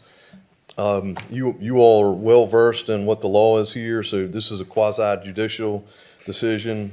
The evidence that you use to make the decision has to be based upon sworn factual testimony that's presented tonight. And that evidence has to be competent, material, and substantial. And the standards that you're going to be applying, that you heard me mention earlier, not that the subdivision is not going to endanger the public health or safety, that it's not going to injure the adjoining or abutting land, and will be in harmony with the area in which it is located. It will be in conformity with the land use plan and all other officially adopted plans for Currituck County, and it will not exceed the county's ability to provide adequate public school facilities under the UDO. And based on that evidence that has been presented, we request that the special use permit be granted in this instance. Okay, thank you. Before we move on to anything else, Commissioner McCord, you'd asked earlier about the vegetative buffer. Is that something you're interested in them putting in maybe at phase one or an earlier time as a condition this evening, should this move forward? I mean, while like the if applicant's here? if this was approved, if it meets and whatever, and it's approved, keyword if. I mean, I was just saying that for, if I own 10 acres that abutted up to, especially the first lot, where they wouldn't see, I mean, it would. Well, Mr. Old's here, if it's something you're Wasn't that interested what he in. said, that they would? He would. He did say he would. He did say that, okay, sorry, I would. missed that part. That's okay. Guess I Yeah, should get that some was the hearing main aids. reason why to, Okay. if you live beside something, you don't want to hear banging nails or. Right.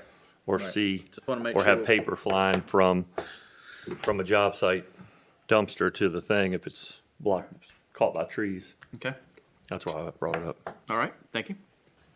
Thank you. That's it for me. I do have one thing, Jenny, that I missed. And I meant on page 4. There was an asterisk underneath the application summary, and it said one minor subdivision was created within 5 years of the major subdivision submittal, and then there's a bullet point, and they didn't really point to anything. So I just wanted a little clarification on what that was, just because I didn't know. So the ordinance requires that when you're doing a major subdivision, any lots that were created in the prior 5 years are going to count towards the total for the major subdivision. Okay. And so that's reflecting the required open space if that portion of those 3.79 acres were part of the project, then it would need that 63.64 acres of open space, which you'll see just above in the table. And so they're providing well above that minimum requirement. Thank you. Okay. As I said before, this is a public hearing, and we going to open up the public comment portion of this. But again, I'll remind you, we can't talk about things that you feel, but if you have a particular thing that you have witness to or information to bring forward to the board, we can consider that. Having said that, when you come up here this evening, I would ask that you cite your name and address for the record. And the first person I have this evening is John Frakes. Good evening, sir. Good evening. Thank you for having me. My name is John Frakes. I live at 1689D Currituck Highway. That's the adjacent properties to the north. The first thing I'd like to address is I've personally witnessed flooding on standing water after rainfall. The 22nd of March, it rained that night. I have pictures of the 23rd of March. Those are available if you guys would like to view them. My next thing that I'd like to bring up is the traffic pattern.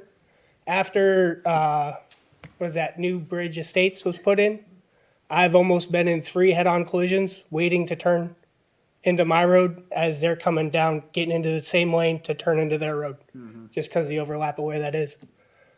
Additionally, I purchased my property, and I was told at that time that it would be 10-acre homes. And that was one of the primary reasons that I chose to purchase that property. And when did you purchase it? How long have you lived there? I purchased in September of 2019. Okay, thank you. And who did you purchase it from? I believe it was Jerry Old and Don Williams.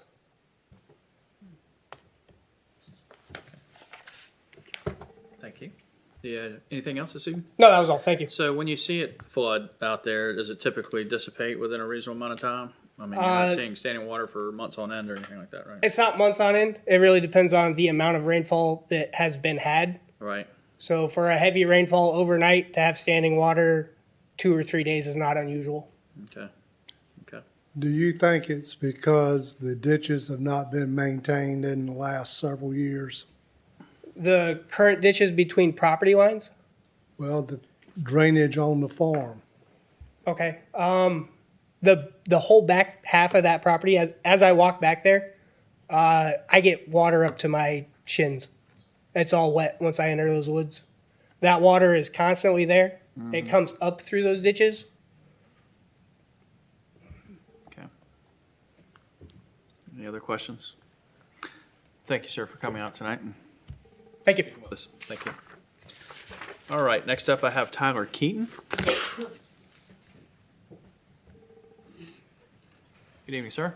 Good evening. I'm a property owner on 1689 Currituck as well. Just want to highlight safety issues as well with the traffic pattern. John talked about getting in the center lane and encountering the traffic going into the development on the other side of the street. Happens routinely of us getting head on, at highway speeds in that turn lane. So if you talk about adding 35 new households to that, where it's already an issue with a limited number of households, that's going to be compounded, to say the least. The same thing goes for leaving the property. If you're trying to make, especially summer months, y'all know how congested the highway gets, and on the weekends, trying to make a left-hand turn is, you can sit there easily. Just us on that road, 5 minutes, 5+ minutes waiting to turn left. You talk about an additional 35 homes on a single street to get out. You're going to have congestion on the neighborhood itself. So I wanted to bring that up. Flooding. I do have pictures of some of that standing water. This is the same time period that John was talking about. This happens pretty routinely. I can hand that around if y'all want. But this is right near the house. As you get further away from the house, it gets even worse toward the wooded areas in the back. Could you pass those around? Sure. Would you like to hand this to Leanne? Yep. On water as well, just water safety in general. When we purchased our home a year ago, in order to pass the lead test, we were on well water. We had to get a reverse osmosis full home machine installed because the lead was too high in the groundwater. We then also use 2 other filters to just improve the water quality. And I've got an image here of what those filters look like just in our home after 2 weeks. They're supposed to be bleach white, and they're basically brown. So you can imagine, all of that development and everything, the water quality, it's not going to improve at that point. It's just going to get worse. You heard they're on city water, right? They're going to be on city, but that development is going to affect our groundwater is the idea. Additionally, many of us purchase properties. If you look at the 10-acre lots, they're lengthy lots, and they're good for, shooting, target practice, that kind of thing. We've got agreements in between the 5 10-acre lots to do that on our properties and do shooting. 35 additional homes, those agreements go away because those are going to be within that, I believe it's 300 yards to do that on your property. And we also hunt on back in the woods back there. A lot of kids like to run around in the woods. You know how kids are. That's going to be an issue as well when you bring all those households in, transiting through those wooded areas. So harmony, right? So this is not in harmony at all with That you can't testify to. Like, you can testify to flooding and things because you have to actually have a degree or a license or certification. So, Okay. what you've been perfect so far. You've kept the things you know about, that you've seen it flood. You showed the pictures. You've got well water issues, right? Those are Okay. things that you can testify to. Okay. Well, I'll iterate what John said. It was. Can I testify to things I've heard from other neighbors? No, it's basically Okay. hearsay. Yeah. Okay, so 10 acres, 10-acre lots was an understanding when folks went in and purchased everything. So, Okay. yeah, that concludes the testimony. I appreciate y'all. Appreciate you, Commissioner Jarvis, for running on these issues and the development that's happening in the county as well. Thank you. But before you go real quick, Yes, sir. you can have all the agreements with your neighbors that you want to. You're still in violation of the code by shooting that close to other houses, target shooting. Not if they have it written. They have a written agreement. It's not the way the ordinance is written. Actually, me and Megan have been working on those too. Proper berm and all that stuff. That's not today. Yeah, we're all in agreement with when we have berms and everything. So, all right. All right. Thank you Appreciate very that. much. Appreciate your time this evening. All right. Next up, It ain't changed yet. Squires. Sammy Summer. She didn't swear in, sir. Okay. How about Clyde? I didn't swear in, sir. Would you like to be, or have you heard? Is it kind of the same testimony that you would be talking about? I would just have something to say about being First lot to the north. Okay. Well, if you want to come up and be sworn in, you can do that.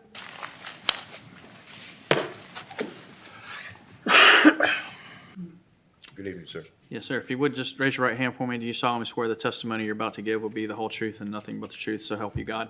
Yes, sir. Okay, thank you. And I just need your name and address for the record, please. My name is Clyde Squires. I live at 1689 F Currituck Highway. Thank you. Like I said, my property would be the first property just north of the subdivision that's to be built. And my concern would be the elevation they were talking about going above a flood zone. All that is just going to make it so much worse onto my property. It is, if that makes sense. The drainage there is not adequate to hold all that runoff from up there down to the lower 10-acre lots, if that makes sense. You could. And that's all I have. Thank you. Thank you, sir. How long have you owned your lot there? I've been there going on a year and a half. Year and a half. When you said F, it starts from F, goes to A, correct? That is correct. Okay, that's what I thought. Okay. Thank you. And last, I have Donald, is it Landell? Yes. All right. Good evening, sir. Thank you for your time. My name is Donald Landell. I'm 1689C. I bought my lot about 3 years ago. I'm in the process of building right now. I'm at my roughing stages. When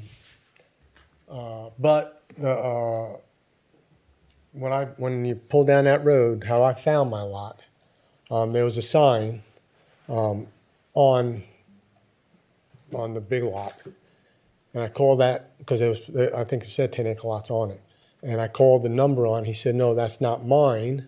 But there's one left further down." And that's the one I bought. So that's how, the 10-acre lots, he said those 5 lots were 10-acre lots. Not one big lot. But as far as coming in and out, it is worrisome adding 32 more houses, whatever it is, to go in and out of that subdivision.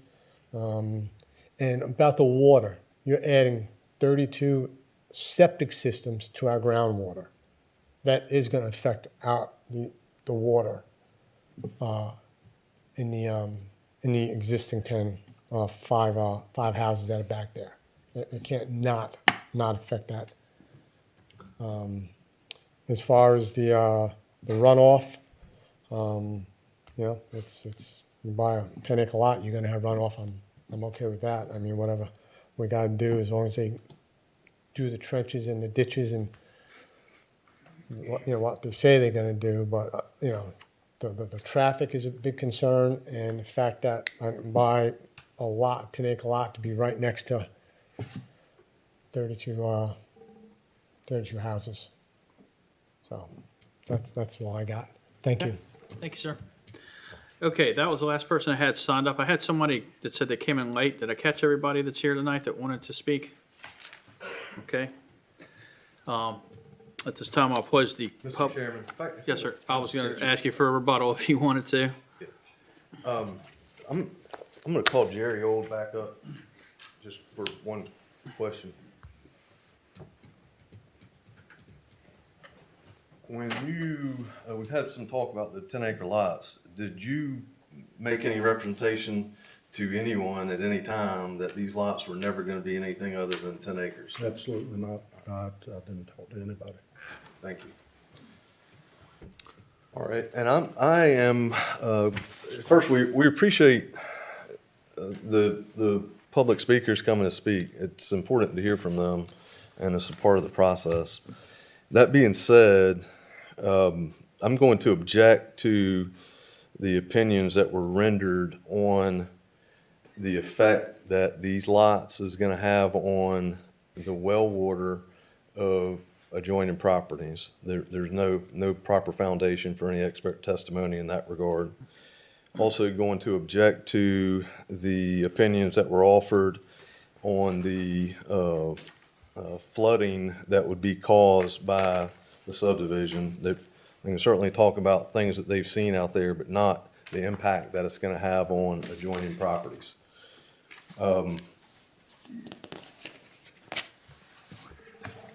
So please note those objections, and just to address a couple of the concerns that were brought up, as the engineers testified, the road safety is going to be improved by what they're planning to do out there at the property. We're not going to solve Currituck Highway being tough in the summer. It is tough, and Moyock's tough at other times as well. We're not going to solve that. However, the improvements that are made to the road are going to make that entryway much safer.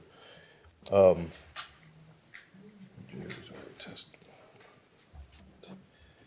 me check. Hold on.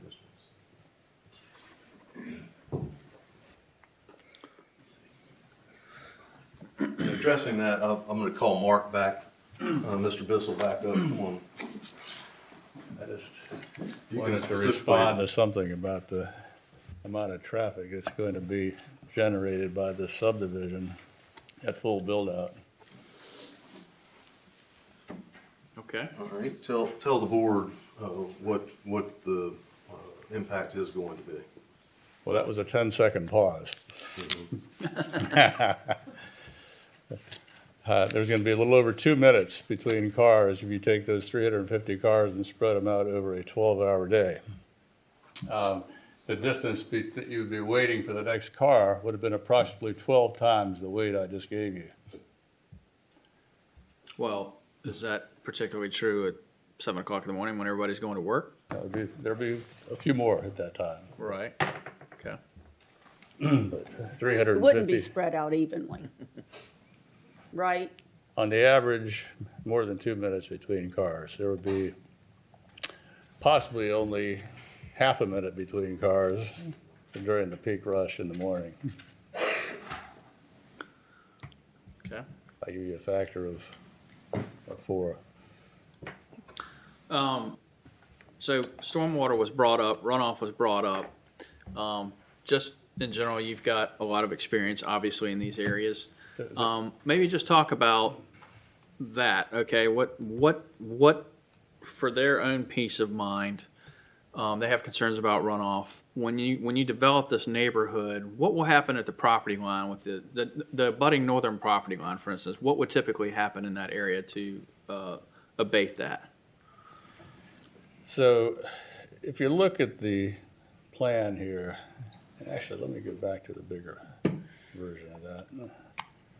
You can see better on here that these are ditches that run generally from the street toward the wetlands, and that is the direction of surface water drainage. It's also the direction of groundwater drainage. You have this, what would be considered by a groundwater professional, a line sink. What that means is that the elevation of the water out here causes the groundwater to want to flow in this direction. It'll do that now, and it will do that after development.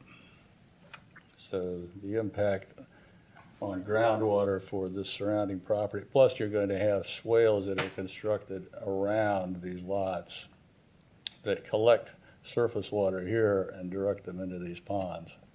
So there's not going to be a stormwater or groundwater impact on these adjacent properties. And is it, I'm sorry. go ahead, Selena. Did I understand you correctly when you were talking about this particular graphic that's on our screen, the beige yellow color? Did you say that would be filled or those wetlands? No, the wetlands are here in this yellowish color. So they wouldn't be filled. Those are just going to stay wetlands, right? Yes, they won't be. The fill will be in the green, right? I think he described it as tan. He probably should have described it as white. The white, right. White part. This right here is the approximate limit of fill that you're going to see on these lots. Okay, so it's not. This is not the tan, which is yellow on my screen. He mentioned tan. Okay, just wanted to check my color scheme there. It's a kind of a beige over here. Yellow. The white is where the white whatever. is getting no fill. Okay. The beige is getting a little bit of fill on some of these areas. And some of these Okay, thank you are for already filled to clearing that grade. up. Mr. Chairman, on that northwestern property line between this and the 10 acres, will there be any type of drainage improvement made, a ditch there? I believe there's actually an existing ditch that already flows along that line. Will that be cleaned out? And that would probably require the permission from the adjacent property owner because that ditch likely straddles the property line. Okay. But it's 100 foot from that line to the back swale of the lots? Yes, this distance right here is 100 feet. And then when you design a neighborhood, you have to do certain things, right? We've heard people say if it gets done. Well, that's not actually the case. When you design this, there are stormwater standards that we have that you have to meet. Is that correct? Yes, it is. The county standards have to be met, the state standards have to be met, and proper engineering has to be done. And you have to capture your water and maintain it on site. And that's the point of the BMP ponds. Is that also correct? It is, and these ponds are oversized compared to what would be required to capture the difference between that 10-year storm. Okay. And they're modeled for a 100-year storm or a 10-year storm? But we haven't modeled it at all yet. Will it be modeled for a 10-year storm or a 100-year storm? What will it be modeled for? But we typically do model for a 100-year storm Okay. as well as a 10-year. And what's the county requirement? The county has a 10-year requirement. So you're We want to know what happens in the 100-year too, and we right. make sure that the lots are elevated above that, and that the stormwater is not going to back up and cause a problem during the 100-year storm. So, in your professional opinion, there will be no stormwater that enters the 10-acre lot to the northwestern boundary?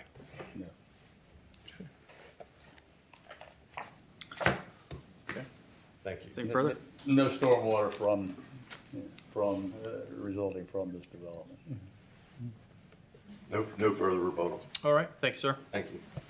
All right. Is there no further witnesses? I will close the public hearing. And any further discussion from the board?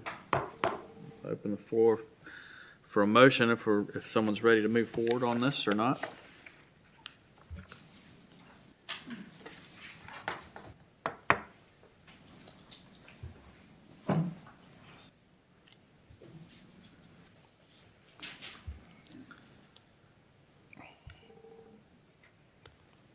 Or would the board like more time to consider before they make a motion?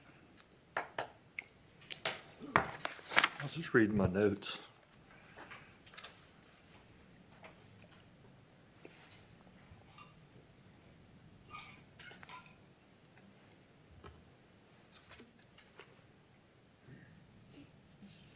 And are you thinking about putting something together for a motion? Is that?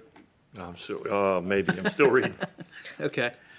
Well, we can take a 5-minute recess and gather thoughts, any conditions that may want to be included or anything of that nature. And then we will resume in 5 minutes, or five to 10 Before you minutes. take a recess, I would like to make a comment. Yes, ma'am.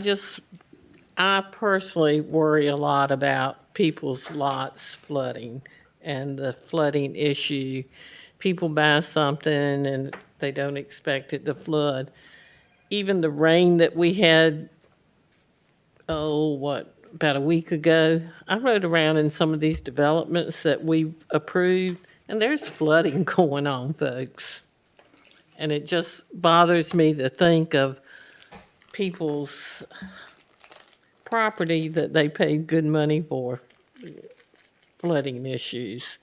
And we had said we wanted to make sure upstream, downstream, everything was this area. I'm familiar with it back in Beechwood Shores. I just think we need to think long and hard how it'll affect. And when you build something up with 12 inches or 18 inches of fill, the water's got to go somewhere. That's all I want to say. Thank you. And that, though, cannot be a basis for a decision.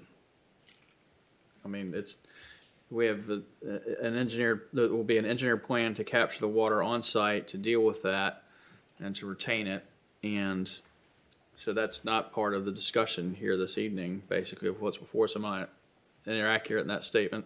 That's correct. All right. Okay, so let's take 5, and we'll come back to it, and we can discuss more, absolutely, if we need to. Thank you.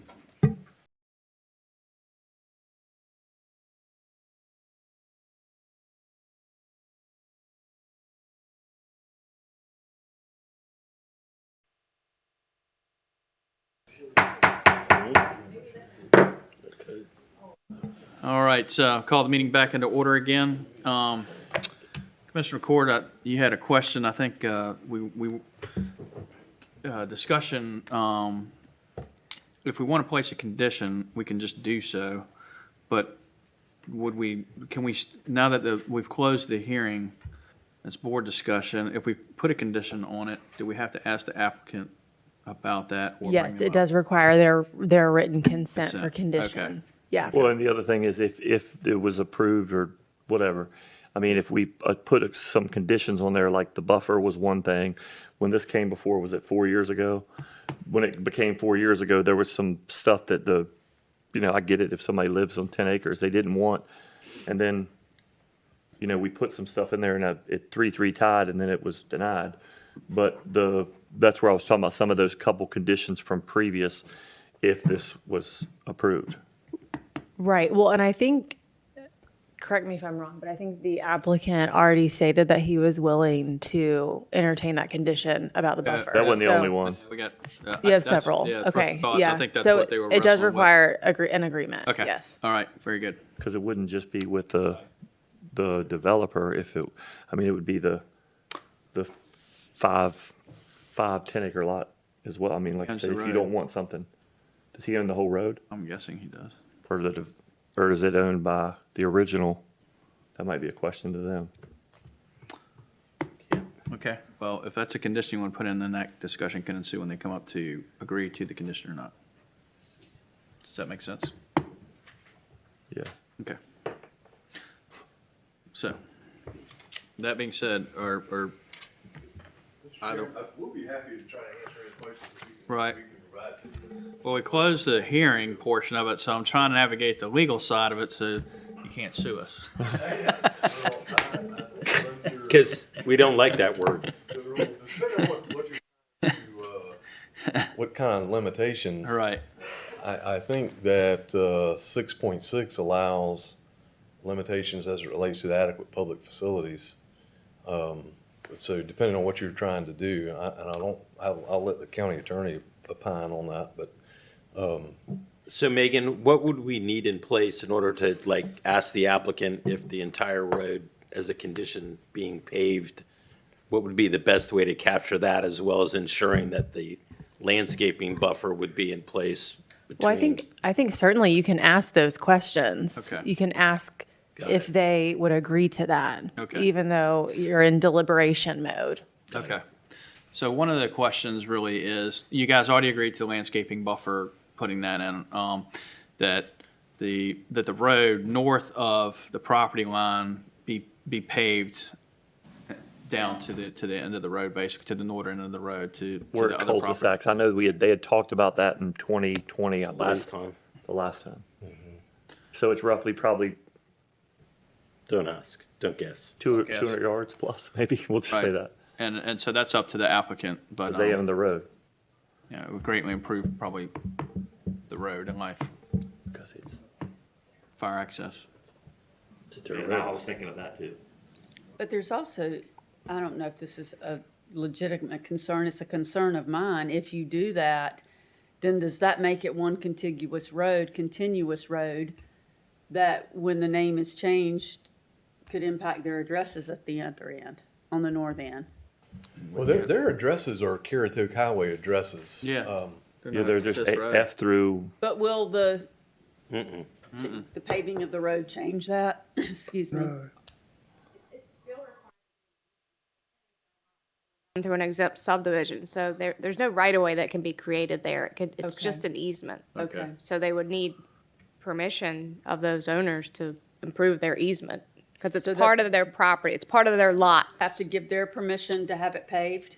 Is that what you're Yes. saying? that's that what I was was the other getting at question. earlier, that was, Who's still on, did it still on the road? Was it an easement granted to the, Right, so it's an property owners. easement. You cannot create a right-of-way with 10-acre exempt lots. okay. so we couldn't put a condition on that.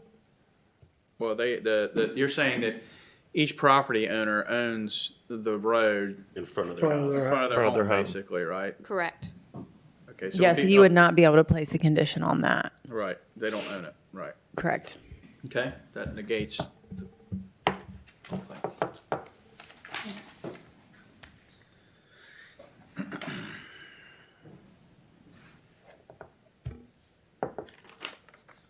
While that's going on, Rebecca, recently we got an email from ARPO, I believe, or NCODOT, that they were gonna make improvements in the Mayock area, or looking at improvements to the highway. Do you remember seeing that come through? And maybe a I little. was on that. I was It's a on that study. scoping. It's a study. This is just as a side note to those that may be listening or watching that live in the region, as we're talking about, potential safety impacts, or that has been brought up this evening. But maybe you could expound on that just a little bit while. Sure, and to get their Commissioner thoughts Beaumont together. was on the call, yes. NCDOT is doing a feasibility study on 168 from the state line to, I believe. Road tracks? To the railroad tracks. to Okay. get County them out, Road. yeah. So, all right, down the wrong side of the tracks. Yep. Well, okay. And that would create a median, instead of a 5-lane highway with turn lanes where you'd have to go down, maybe take a U-turn and come back north to go to certain access points. Sort of like what was proposed down in my neck of the woods that went over like a lead balloon, right? That's correct. Okay. But this wouldn't affect this property. No, it would not. It But just as Just we the were talking turning about around. traffic safety while. Right. But DOT is going to study the entire corridor. Right. All right, well, we need to move on get out of this agenda item. So with that being said, is there anyone that's ready to put forth a motion on this? One way or the other? Mr. Chairman, I will go ahead and make a motion. I move to approve 2320 New Bridge Creek subdivision preliminary plat special use permit because the applicant has demonstrated the proposed use meets the review standards of the UDO. The TRC review comments provided in the staff report shall become conditions of approval. Relative to the special use permit review standards, the use will not endanger the public health or safety based on the accessibility by road and the drainage accessibility. So it'll be improved accessibility by road for fire and EMS type vehicles. The drainage will be improved by improving the drainage features as well as the stormwater retention ponds, which will help improve with groundwater reduction. And in view of absent comments from the fire EMS, as well as approval from the building fire inspections office. Number two, the use will not injure the value of adjoining or abutting lands and will be in harmony with the area in which it is located based on the unchallenged property valuation and based on the vegetative buffers that will be in place between the subdivision and the northern property. Number three, the use will be in conformity with the Imagine Currituck 2040 Vision Plan and other adopted plans, specifically the County Infrastructure and County Services Goal 1, Policies 1.2 and 3.1. And finally, use will not exceed the county's ability to provide adequate public school facilities based on the Phase 1 completion and the first certificate of occupancy not occurring till somewhere around October of 2026, which will be after the elementary school is constructed. Okay, and did you want to include anything about the planning? So it's in your motion, adding the buffer. the vegetative buffer in phase one. North end. Was that part of the TRC comments? No, that was Okay, us this evening. so I'm sorry. I thought they had already, and with the installation of the vegetative buffer between the subdivision and the next northern 10-acre lot. Thank you, sir. All right, we have a motion to a second. May I just ask for clarification right there? Yes. Because the vegetative buffer was on the plan. Right. I thought it was a question about timing of that. Yes. I just want to be clear, was it at the first phase or was there a timing? Yes. At phase one. At phase one, sorry, I missed that. Correct. And Originally then, it was- you are including the applicant's phasing plan that they submitted tonight as part of your motion? Yes. Okay. Thank you. Thank you. All right. All right, we have a motion that's been clarified. Do we have a second? Second. Thank you, sir. Any further discussion? All in favor? Aye. Aye. Opposed? No. All right, the ayes have it. Thank you. All right, next up this evening, I'm going to find all my paperwork. What did I do with my sheet? Too many papers here. Ha! All right, next up this evening is PB 24-08, Bissell Professional Group, request for an amendment to the UDO to revise Chapter 6, Section 6.1.4F, to improve the process of transferring maintenance responsibilities from a developer to a homeowners association. Good evening again. Yeah, thank you, Mr. Chairman. You may recall at the April 1st meeting, we did discuss this text amendment that was proposed by Mr. Bissell. And I'll ask Mr. Bissell to go ahead and come up close, since he's sponsoring this text amendment.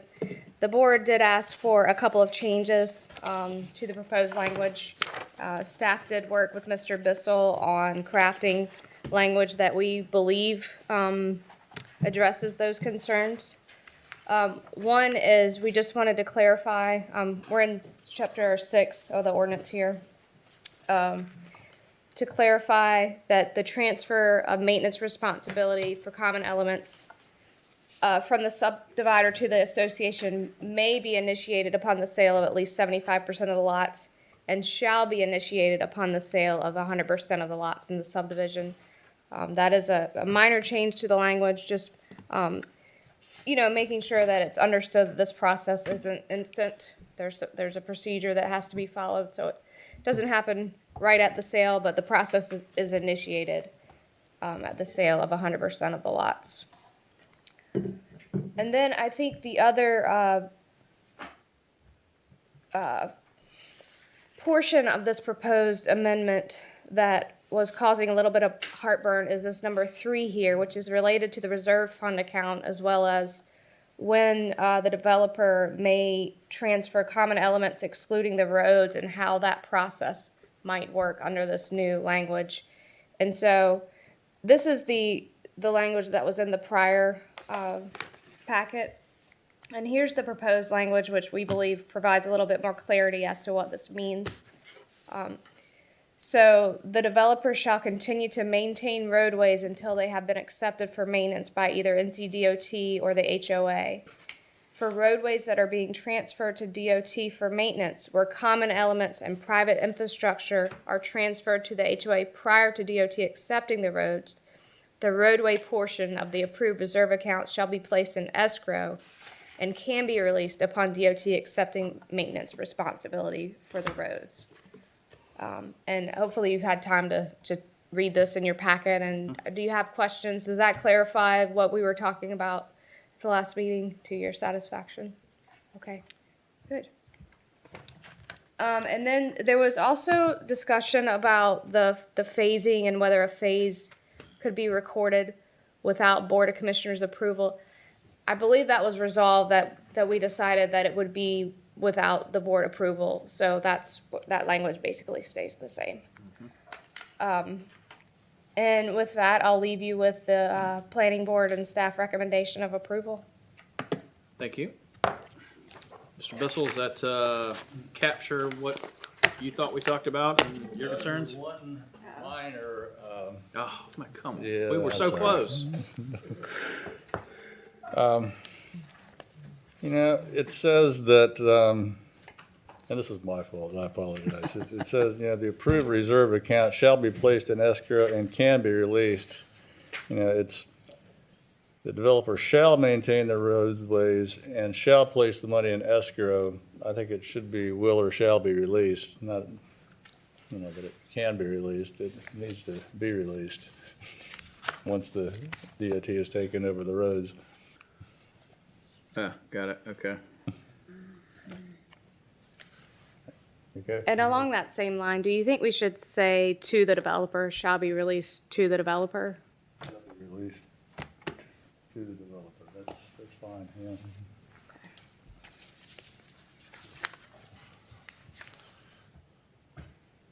So shall be released to the developer, placed in escrow, and shall be released to the developer upon NCDOT accepting maintenance responsibility for the roads. Is that adequate captured? Okay.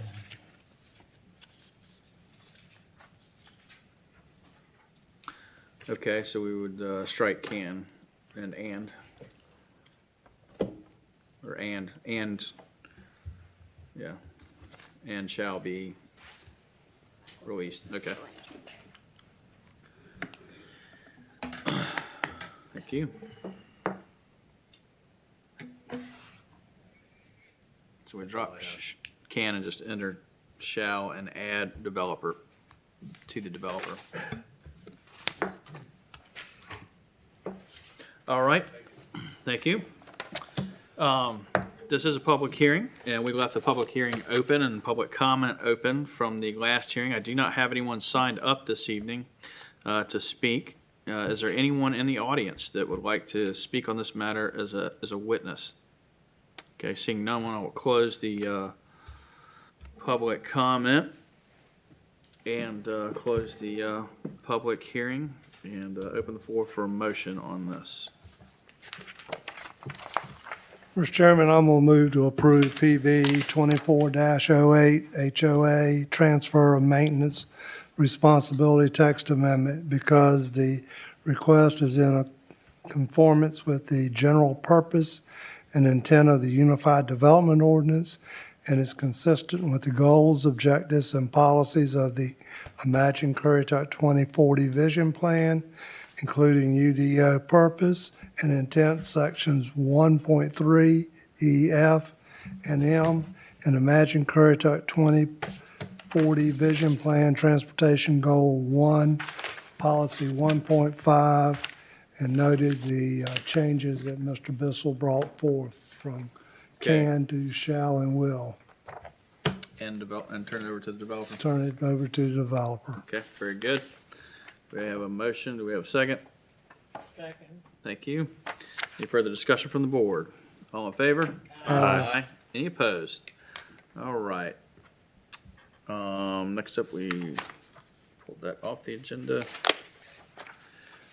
Moving on to new business. We have a resolution authorizing the lease of real property, the Corolla ABC store, which has been forever in the making, it seems like at this point. Yes, Mr. Chairman. So before you is a resolution that authorizes the county to enter into a lease agreement for the new ABC store. By law, you're required, or the county was required to publish a notice for 30 days in the newspaper, and then now it's time to review the resolution and decide whether you would like to enter, excuse me, into that lease agreement. So it is the property located at 998 Ocean Trail. And the lease would be for 6,345 square foot building located at that address for a term of 5 years, commencing on May 1st of 2024 and terminating on the 31st day of April 2029 with renewals built in. And the consideration of the lease is $3,000 per month for the rent.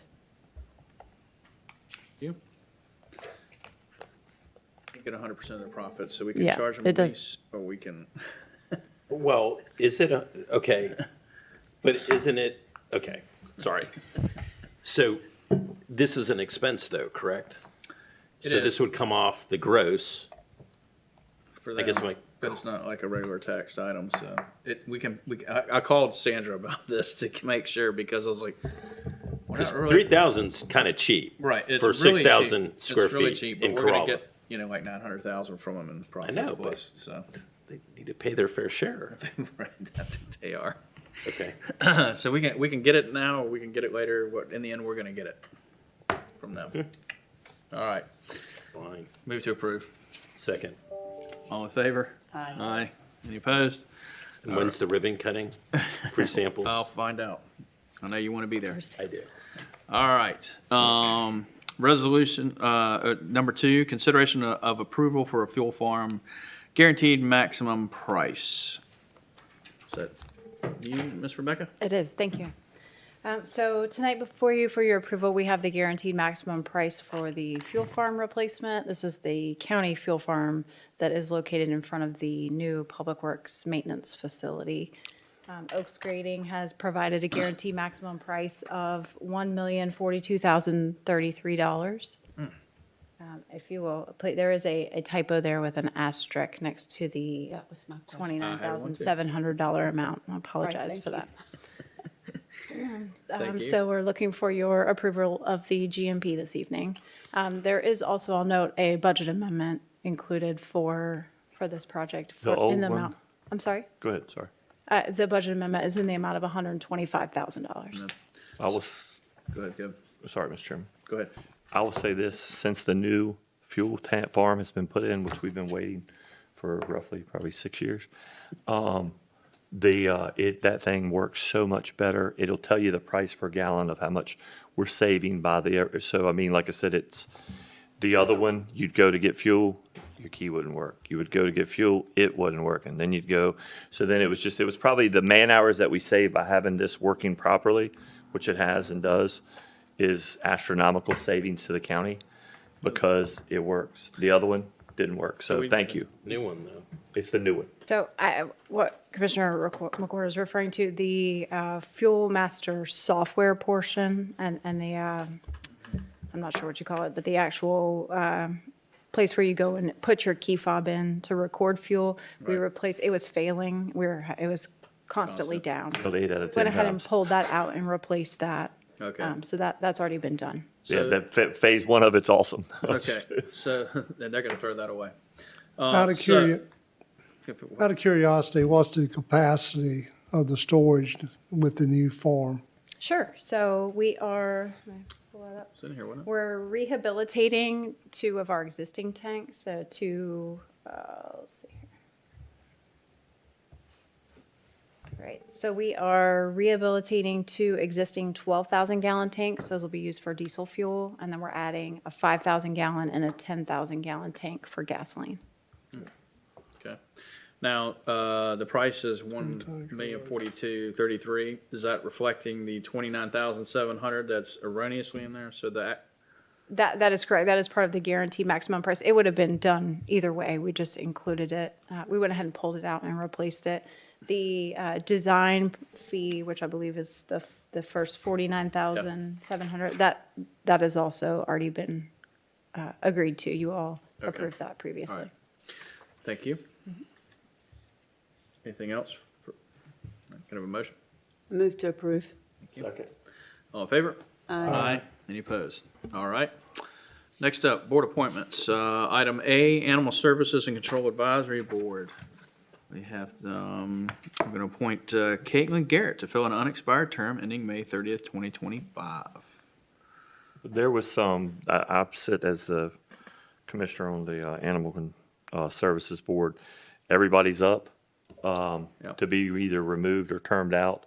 And I think it would be kind of, just my opinion, there were some other good applicants, maybe fill one every quarter after a meeting, if the board is good with that, to not, because there's a lot of people that are on it that have termed out: Donna Corbo, Brenda Parrish, Laura Hill, Mike Shannon, Nancy Van Cleve. I mean, they do a lot. I mean, it's a good group of We people. don't need to turn them all over at one time No, either. that's what I'm Right. saying, like maybe one every Couple months. after we have a meet, over the next 9 months, year. Okay, so who's off? You want to kick off? Right, we got to. There you Right, go. 'cause- Hey, geez, thanks. No, It's up to you, Kevin. I think one of them. Appointed first. I mean, Yeah, I was gonna say whoever was- Laura Hill. 'cause Laura Hill or Nancy or Van Cleef. Nancy Van Cleef, they were both appointed first, Okay, so. so which one? Man, thanks, guys. I really appreciate It's that. up to you. You're welcome. Sorry, Laura and Nancy. They're both do very. Flip a coin, Kevin. We'll take. I mean, Laura's top of the list. We'll take Laura off at this time. So, There you go. sorry, Laura, if you're watching at home. All right, so Caitlin, so you're going to move to appoint Caitlin Garrett Yes. to fill the Laura Hills. Laura Hills. Okay, thank you. So we have a motion, have a second. Second. Thank you. All in favor? Aye.